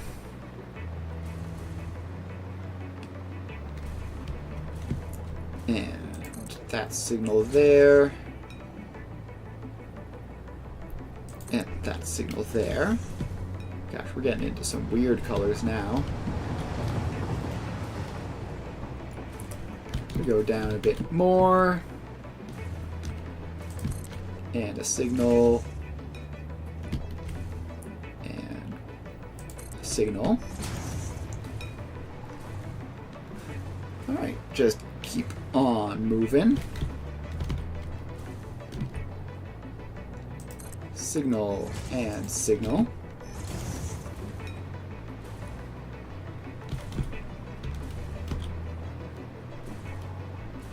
Alright, and we have a signal and a signal. And we keep on going. Signal there, signal there.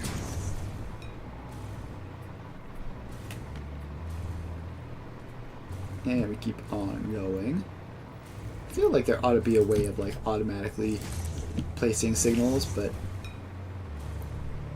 like along an entire track, but I don't know, maybe that would be too complicated or something. Alright. Then that gets a signal. And that gets a signal. Now we're back into the manually construct track section. Which does mean we are almost there. And yeah, I think this will be our last one. And it'll just be... It's a nice seam here, right? Alright. One there, and one there. That's probably sizable enough. Alright. That's that nitrogen added. And there's a train carrying along a tank of it. We need to... I should have hopped on that train while I was passing by. Then I could have ridden it, and it's much faster than me. Oh well. Gotta be quick to realize that you can hop on a train and save time. You don't realize it like immediately it's too late.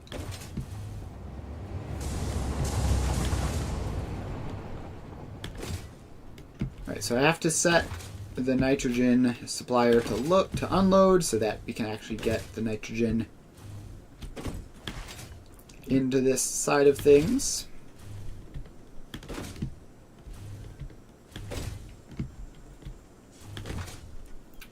Alright.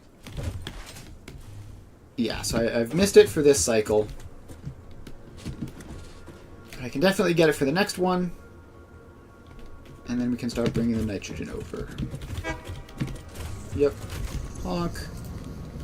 And unload. Unload. Unload.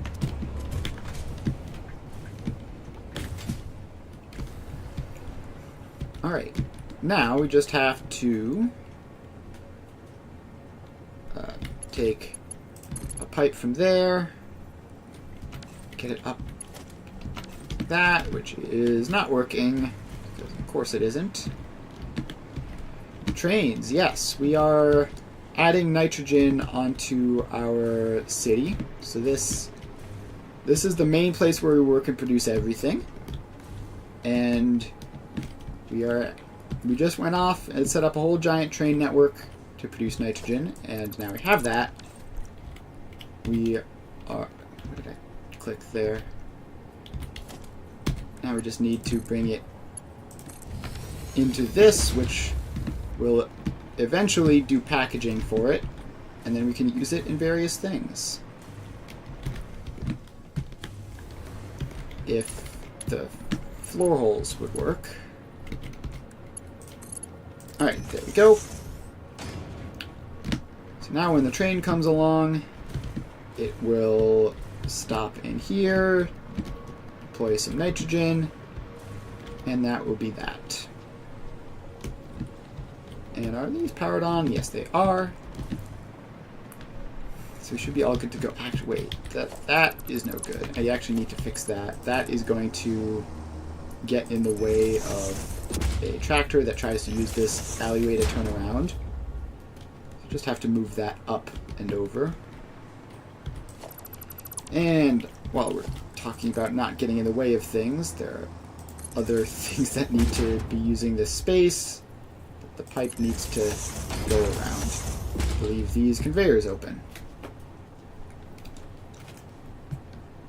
Alright, so that is that. And the next step is to go over to the blueprint designer and start designing a thing to make the canisters for actually packaging nitrogen.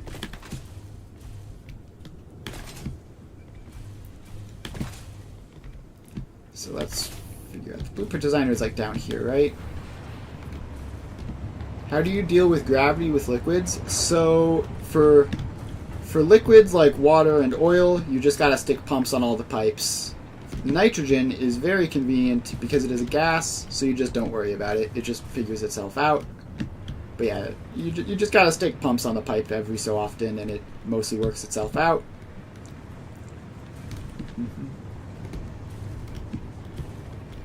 Alright. To the blueprint designer. Yep, nitrogen is a gas, which makes it much more convenient. Alright, where's the front side of this thing? Here it is. Also, my inventory is completely clogged with train building stuff, probably. So let's clear some of this random junk out. I don't need modular frames, or reinforced iron plates, or regular plates,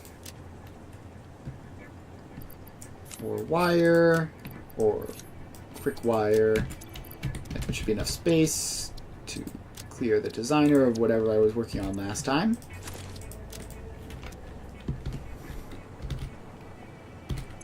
Alright, so let's load this up with the box shell that I used to put all my blueprints in. This just makes them nice and standardized, and it also means that I can access resources from lower floors on higher floors by automatically belting them all the way up. Right, now I need... what are they even called?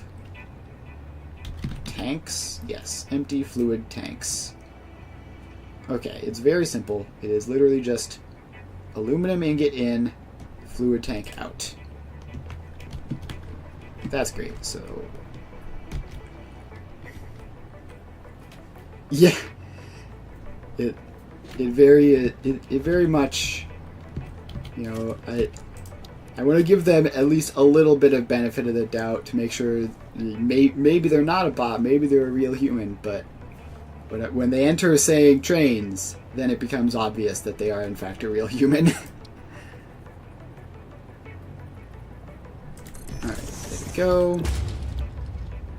And empty fluid tank.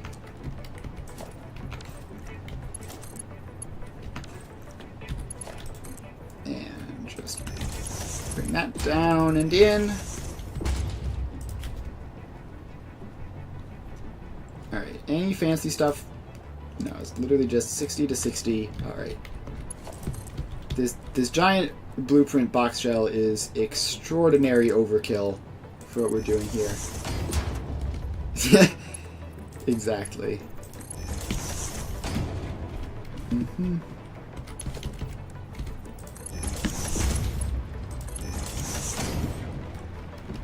Alright, so now this extremely sophisticated blueprint for empty fluid tank production has been completed.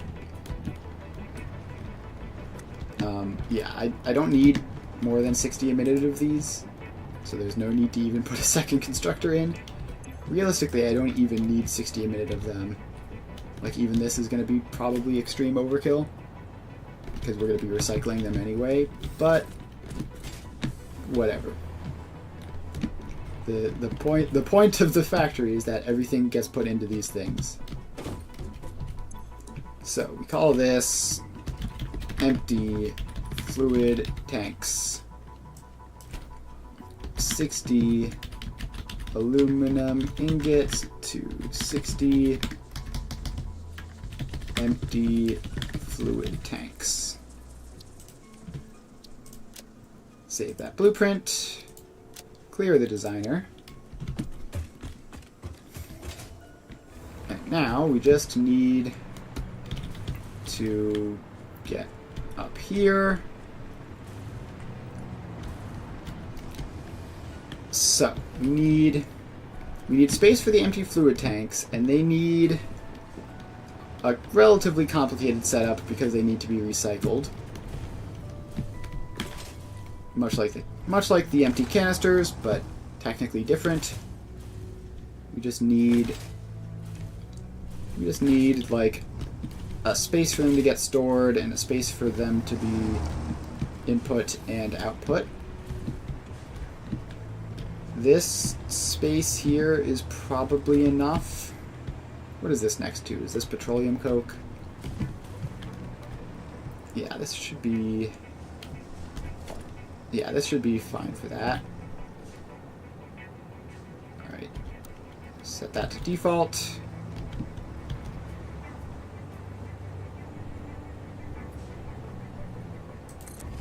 So that gets a floor tile. That gets that. Then this goes in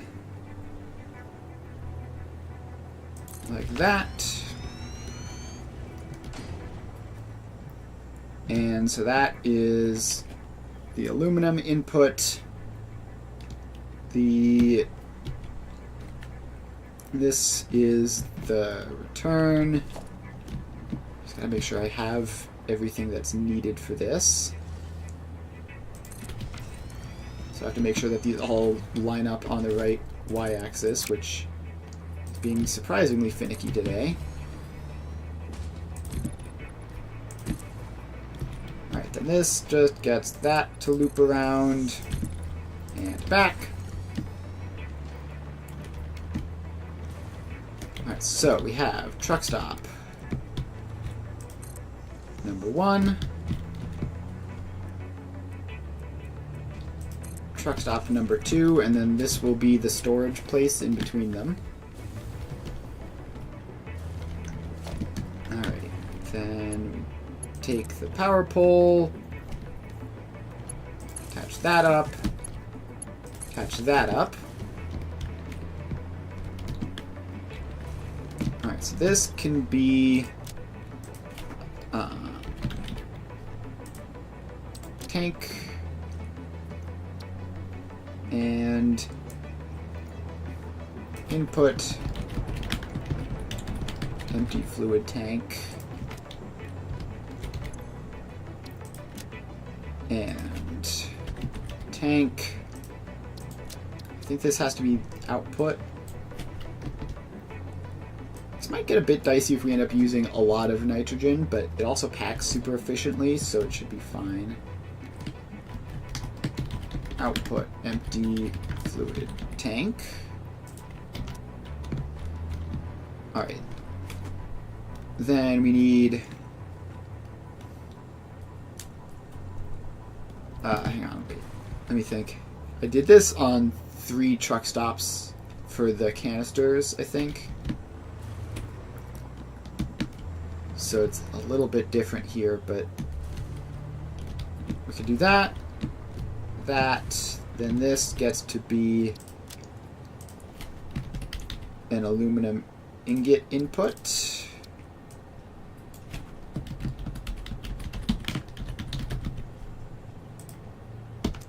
And then this is nothing, probably.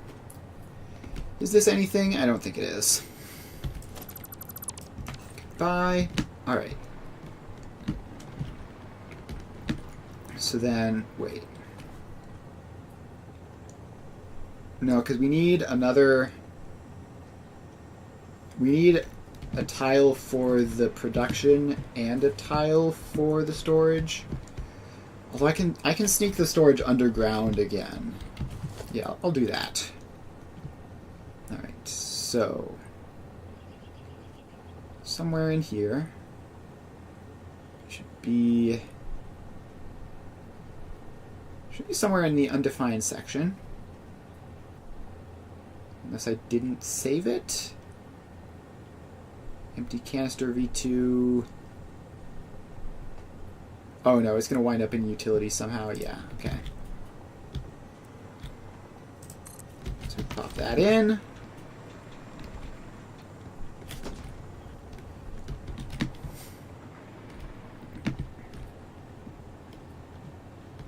Alright, then we need basically to push all this production stuff underground, so we have a floor hole there. Taking from this road input and sending stuff underground. Then we need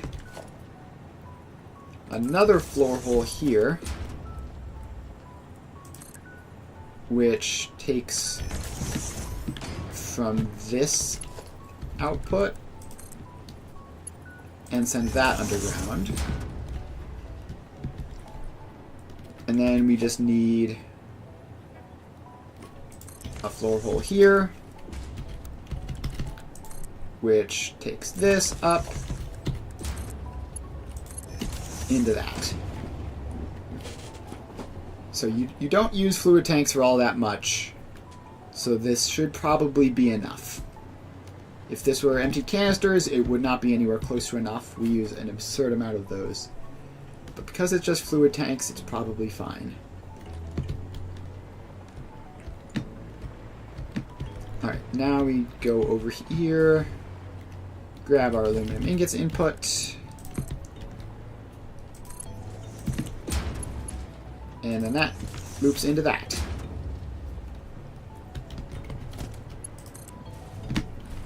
Alright, now we just have to get into this door here, power the machine on, and drive it some aluminum ingots. We should start making fluid tanks once we sort out the storage stuff, but do that later. So in order to get to this, you have to... Is that okay? Drive into... Oh wait, no, you can go around this way and out. Yeah, that's fine. Alright, so let's copy that billboard and put it there.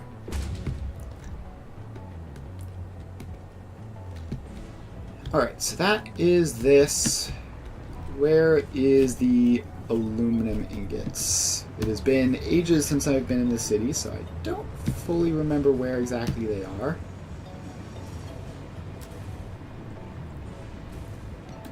We're just going to fly along this way. That's fabric. That's water.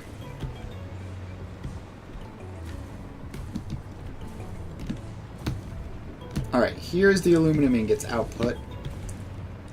So it's on this road by the copper and everything. Alright, shouldn't be too hard to get there. I'm going to start by the input, because that's what we normally do when we're driving these things. And it's like, weirdly looks like it's connected to the petroleum coke, but is it completely unrelated? Alright, do I have batteries? Alright, I need to just yoink some batteries from somewhere real quick. Battery spare. Yeah, give me like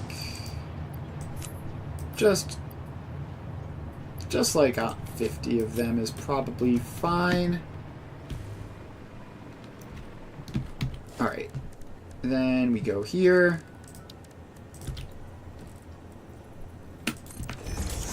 Down a tractor.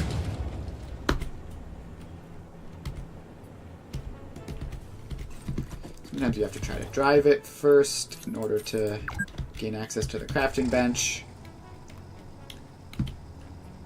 Alright, now we start recording.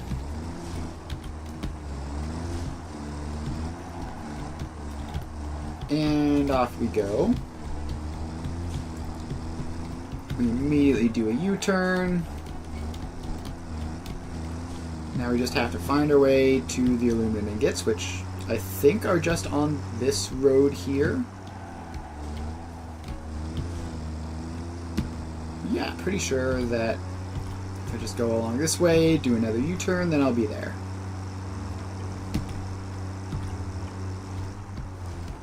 Alright, don't get hit by oncoming traffic.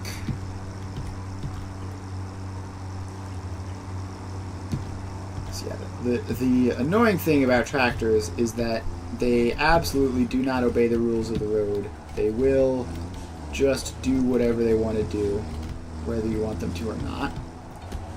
Alright, so here's the ingot output. Let's load them up. I feel like that...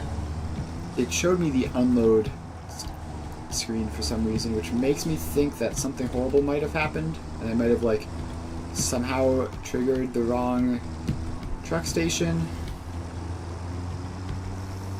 But if that is the case, then it just won't move any resources at all, and I'll notice immediately. Alright, now it's around here, and in. Alright, so this is aluminum for tanks. So we do that, enable autopilot, hide path nodes, and off you go. Set that to unload.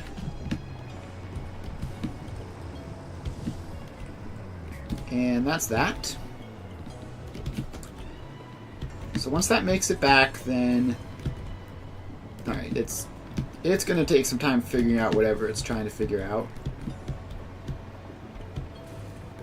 Now we just have to set up the whole storage contraption again, which is a bit more complicated than I would like.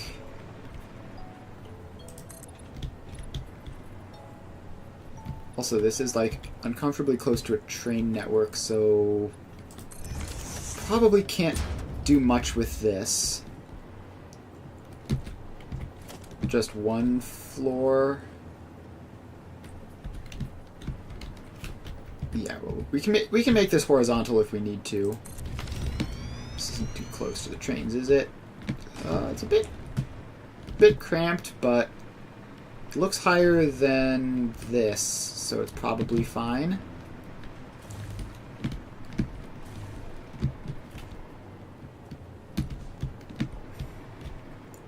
Alright, then let's, I guess, expand this floor off this way. We're going to need that. Actually, will we need that? Like, this is going to be a super simple one. So, recycling priority. Not build mode blueprint, just build mode default.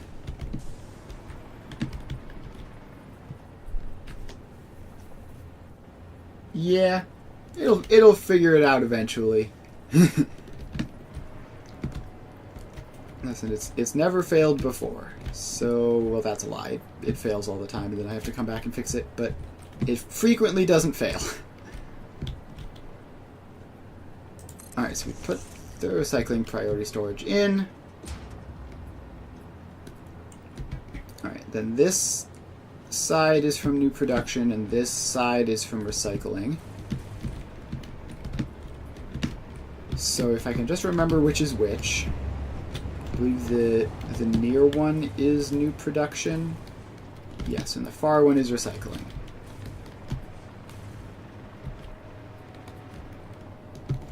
Alright, so then we put that there.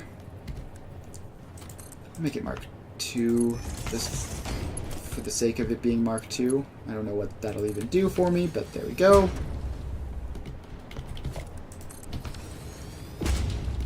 Alright, so that goes in there, and this smart splitter is entirely unnecessary, I think. Then this one comes down here, which is like really awkwardly close to this. So we're gonna have to do the old send it out and back in. So then, assuming this works the way it has worked every other time, then this should keep me with some spare storage for fluctuations and some storage that's kept. Ooh, look, the fluid tanks have showed up. That's nice. That's fun. Alright, so then this goes up where? Over here?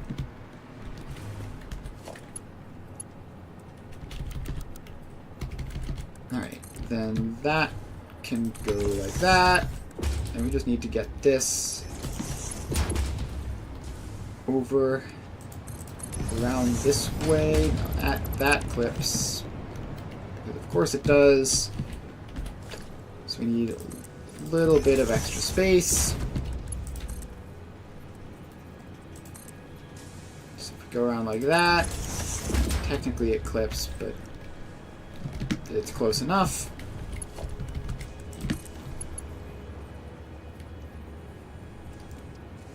And then this comes around into that. And that should be that. Huh? Smart splitter, please? Alright. Left any. The smart splitter not only is completely unnecessary, it is also just configured wrong. Alright, so the way this works, if you haven't seen it before, this is the new production line. So it comes into here. Now this priority merger is set to prioritize new production over recycled stuff. So the storage is basically, the storage is fed from the recycling. So when a tractor comes by, it drops off canisters or tanks that have been unpacked somewhere. They'll go in here.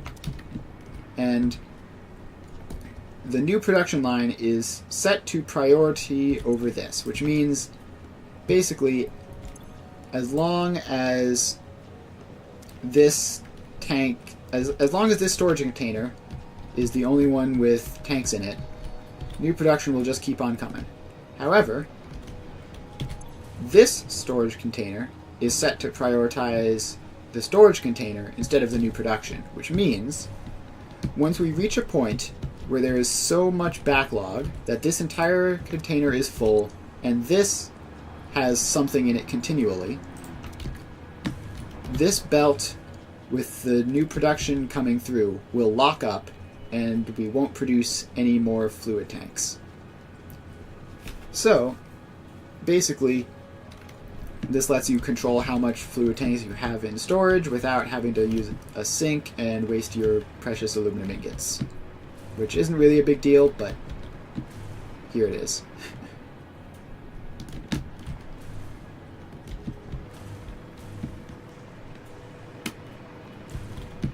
Alright, so we have that. And now these are going into this. So the other thing we need to do is attach this up to the battery supply.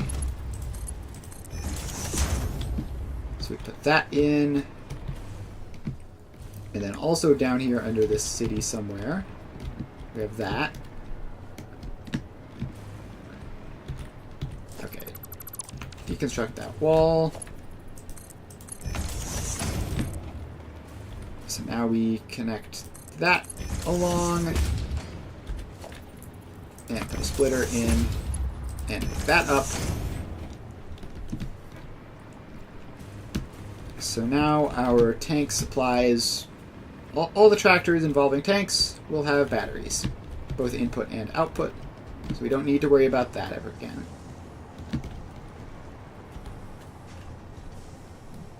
Alright, this particular thing is a Mark 1 lift, which bugs me a little bit. So let's just fix that. Doesn't really matter, because technically it is only outputting 60 a minute. But if it backlogs and then stops backlogging, this way it can output faster temporarily to fill that. Which again, doesn't really matter, but is a little bit convenient. Alright, now the batteries are showing up, and that's good to go. So then, now that we have this, we need to actually put the billboards, copy them over, so that we can see from the road what's going on with these things. Alright, now we have that.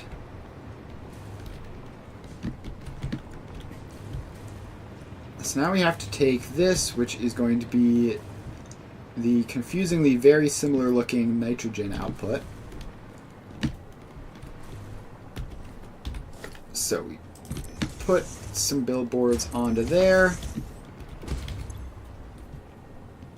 And we do kind of need to copy paste the settings just a little bit. Probably like marginally faster. Alright, so this one is the input for the canisters, or tanks rather. Tanks, not canisters. I'm so used to them being canisters. Input tanks. Please put a colon in there. And then this one is output packaged nitrogen, or whatever it's called.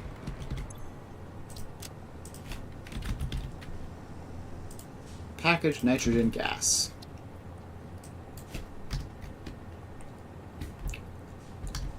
Output packaged nitrogen. Alright, so we have that. Now we just need to run the belts. So this bottom one is the input belts. That'll take the tanks, and I've just realized I've sort of put this on a little bit backwards.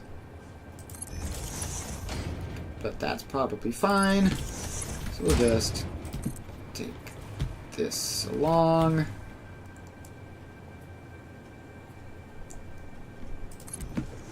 And I'll just copy paste these so that I can see the other side. Alright, so this is the tank input. So do that. And then the tanks will go into the whole thing. And then this is the output, which is a little bit stuck at the moment. Alright, that is clipping, but it doesn't look like it's clipping. Which basically means it isn't clipping. So then that comes around here.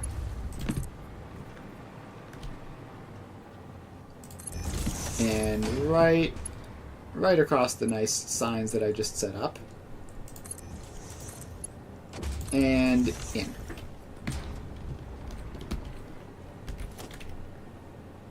Then that goes along that way.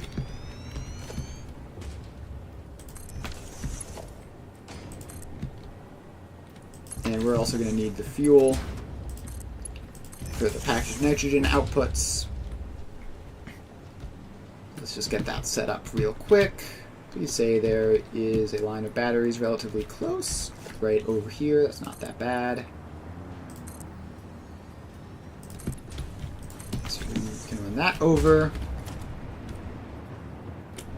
Pop a splitter on there. Take this belt over here. And there. And in. Alright, batteries, check. Now the only thing we need is to actually hook the tanks up, which is going from here just along the same road. Very convenient. Transport. Tractor. Put you down, give you some batteries to start off. And start recording. Have to set that to unload. Don't let me forget that. Then we just drive along this way. Do a quick U-turn. Don't get hit by tractors. Also don't get delayed too much by tractors. That tractor has been kind enough to give me a bit of a boost. So we can load up our canisters from that. And then we drive around this way. And back in. Doesn't quite take us as far as I wanted to go, but I wanted to go all the way around that way so I didn't have to do this U-turn. It's ultimately kind of irrelevant. Alright, then we take the U-turn.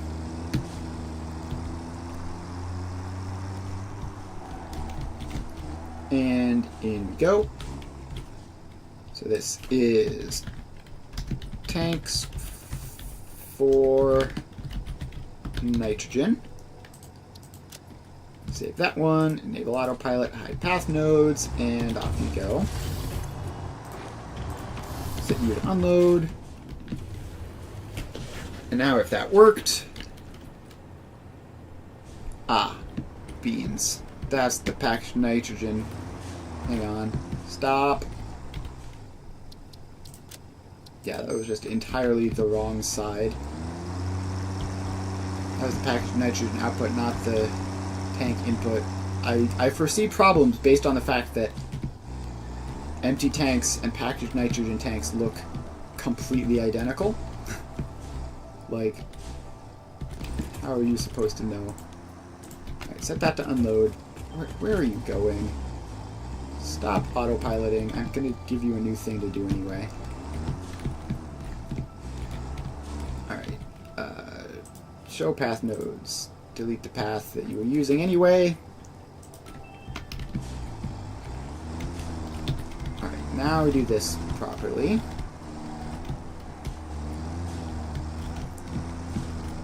So go here, we go around. Okay, yeah, I should have seen that one coming. We were too far out in the road when we started to do our little turnaround maneuver.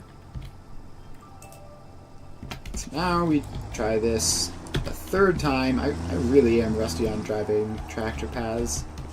It's been a while. Not even that long, just like a couple streams, but it feels like it's been ages. Okay. Well, I'm glad he's the one that went flying and not me.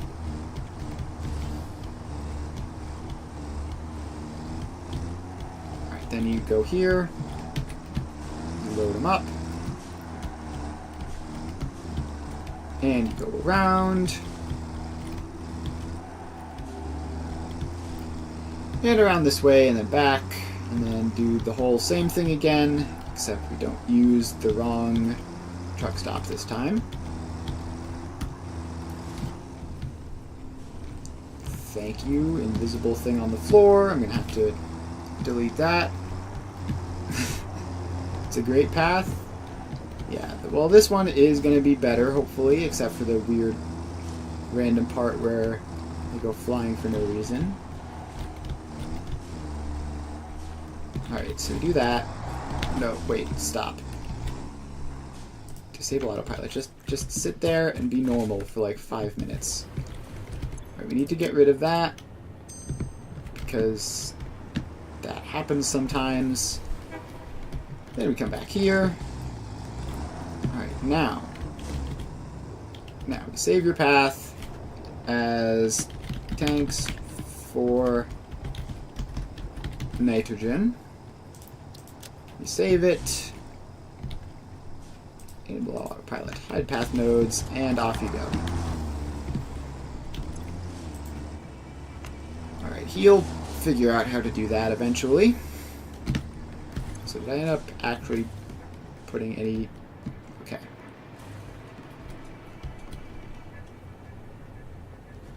Alright. He figured it out eventually. Nah, they just teleport back if they get too extremely confused. They'll just teleport back to the next node, which is what makes this entire thing possible. Because if they actually got stuck when they got stuck, literally nothing I'd ever done would be working.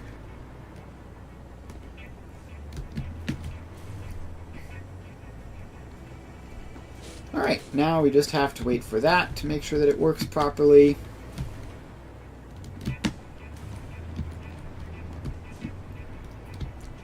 And that should be good. It's a little, definitely, this one only has one set of this, whereas previously I've used like 4 at once. Having only one set does make it a lot easier. Like, I had to do all sorts of crazy load balancing with the other ones to make sure that one of these doesn't fill while the other doesn't. But we'll see if just one set is even enough. I think it will be, but it might not be it might not be pretty. It might lead to some problems. Actually, hang on. I can make this better by just, putting another one of these in. And let's take that apart.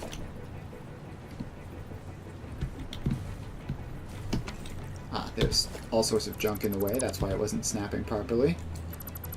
Get you 2 out of the way. Put that in. Center overflow. Right. Any.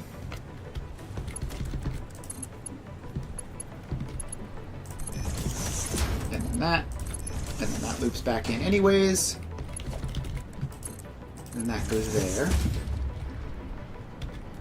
Now we just need to do the priority merger thing again, which is priority middle. And like that. So hopefully this will work, and it'll just lead to more storage for this stuff. If it doesn't, then that'll be annoying. But I think it will. Let's think about it, actually. So output from this would be deprioritized in exchange for output from that. No, it's probably fine. It's probably fine. Alright. So that's that. Now, is the nitrogen getting packaged or not? That is the main thing that we need to accomplish. And the answer is yes. Packaged nitrogen going along on those belts. Now I assume that this is just going to use the entire pipe's worth because it's very efficient, and this packaging plant was designed for water, which is way less efficient in terms of the amount that you can package with a single packager. So I assume that all the nitrogen is just going to get packaged until this is filled. And then that'll be fine. Also, just confirm, because they look identical, this is actually packaged nitrogen. Yes, alright, cool. Fantastic. So that will be going along. You obviously don't have enough packages to fill that, but that'll happen. And let's see, there's 4 minutes left. So yeah, I think we're just going to end the stream now. We got a lot done. Earlier in the stream, we finished off the whole nuclear plant stuff, including a very nifty gadget which will warn me by tripping a power grid like proactively before the waste actually piles up. So then I will know that that's happening and I can run over to fix it. We also attached the nuclear power plant up to the main grid, which is why we now have enough power to go for a little while longer. Then we came back, we set up the whole trains system. So previously we had been running like individual train lines out to each stop, which was completely pointless and like we could have just done belt. But now we have an actual like expandable train system that we can add more on top of, as long as it's going roughly that ish direction, which based on our location in the map most things will be. And then we came back and we have set up empty fluid tanks production and nitrogen packaging. So yeah, all in all, very productive day. Not any one giant task that we did, but we did a bunch of smaller, simpler tasks, and it still adds up to a lot of progress. So next stream, now that we have our packaged nitrogen, I'm going to be streaming a Satisfactory again on Wednesday, and we are going to start working on the next like actual products. So what is it, like heat sinks, cooling systems, fused frames, those sorts of things. And so that'll be on Wednesday from 2 to 5. If you're interested, make sure to check that out. Otherwise, I'll be streaming Foundry tomorrow from 2 to 5. Foundry is an early access factory 3D factory building game. Similar to Satisfactory, different in a couple of important ways, but if you're interested in that, then make sure to check that out. Otherwise, yeah, that's about it. I will see you guys later.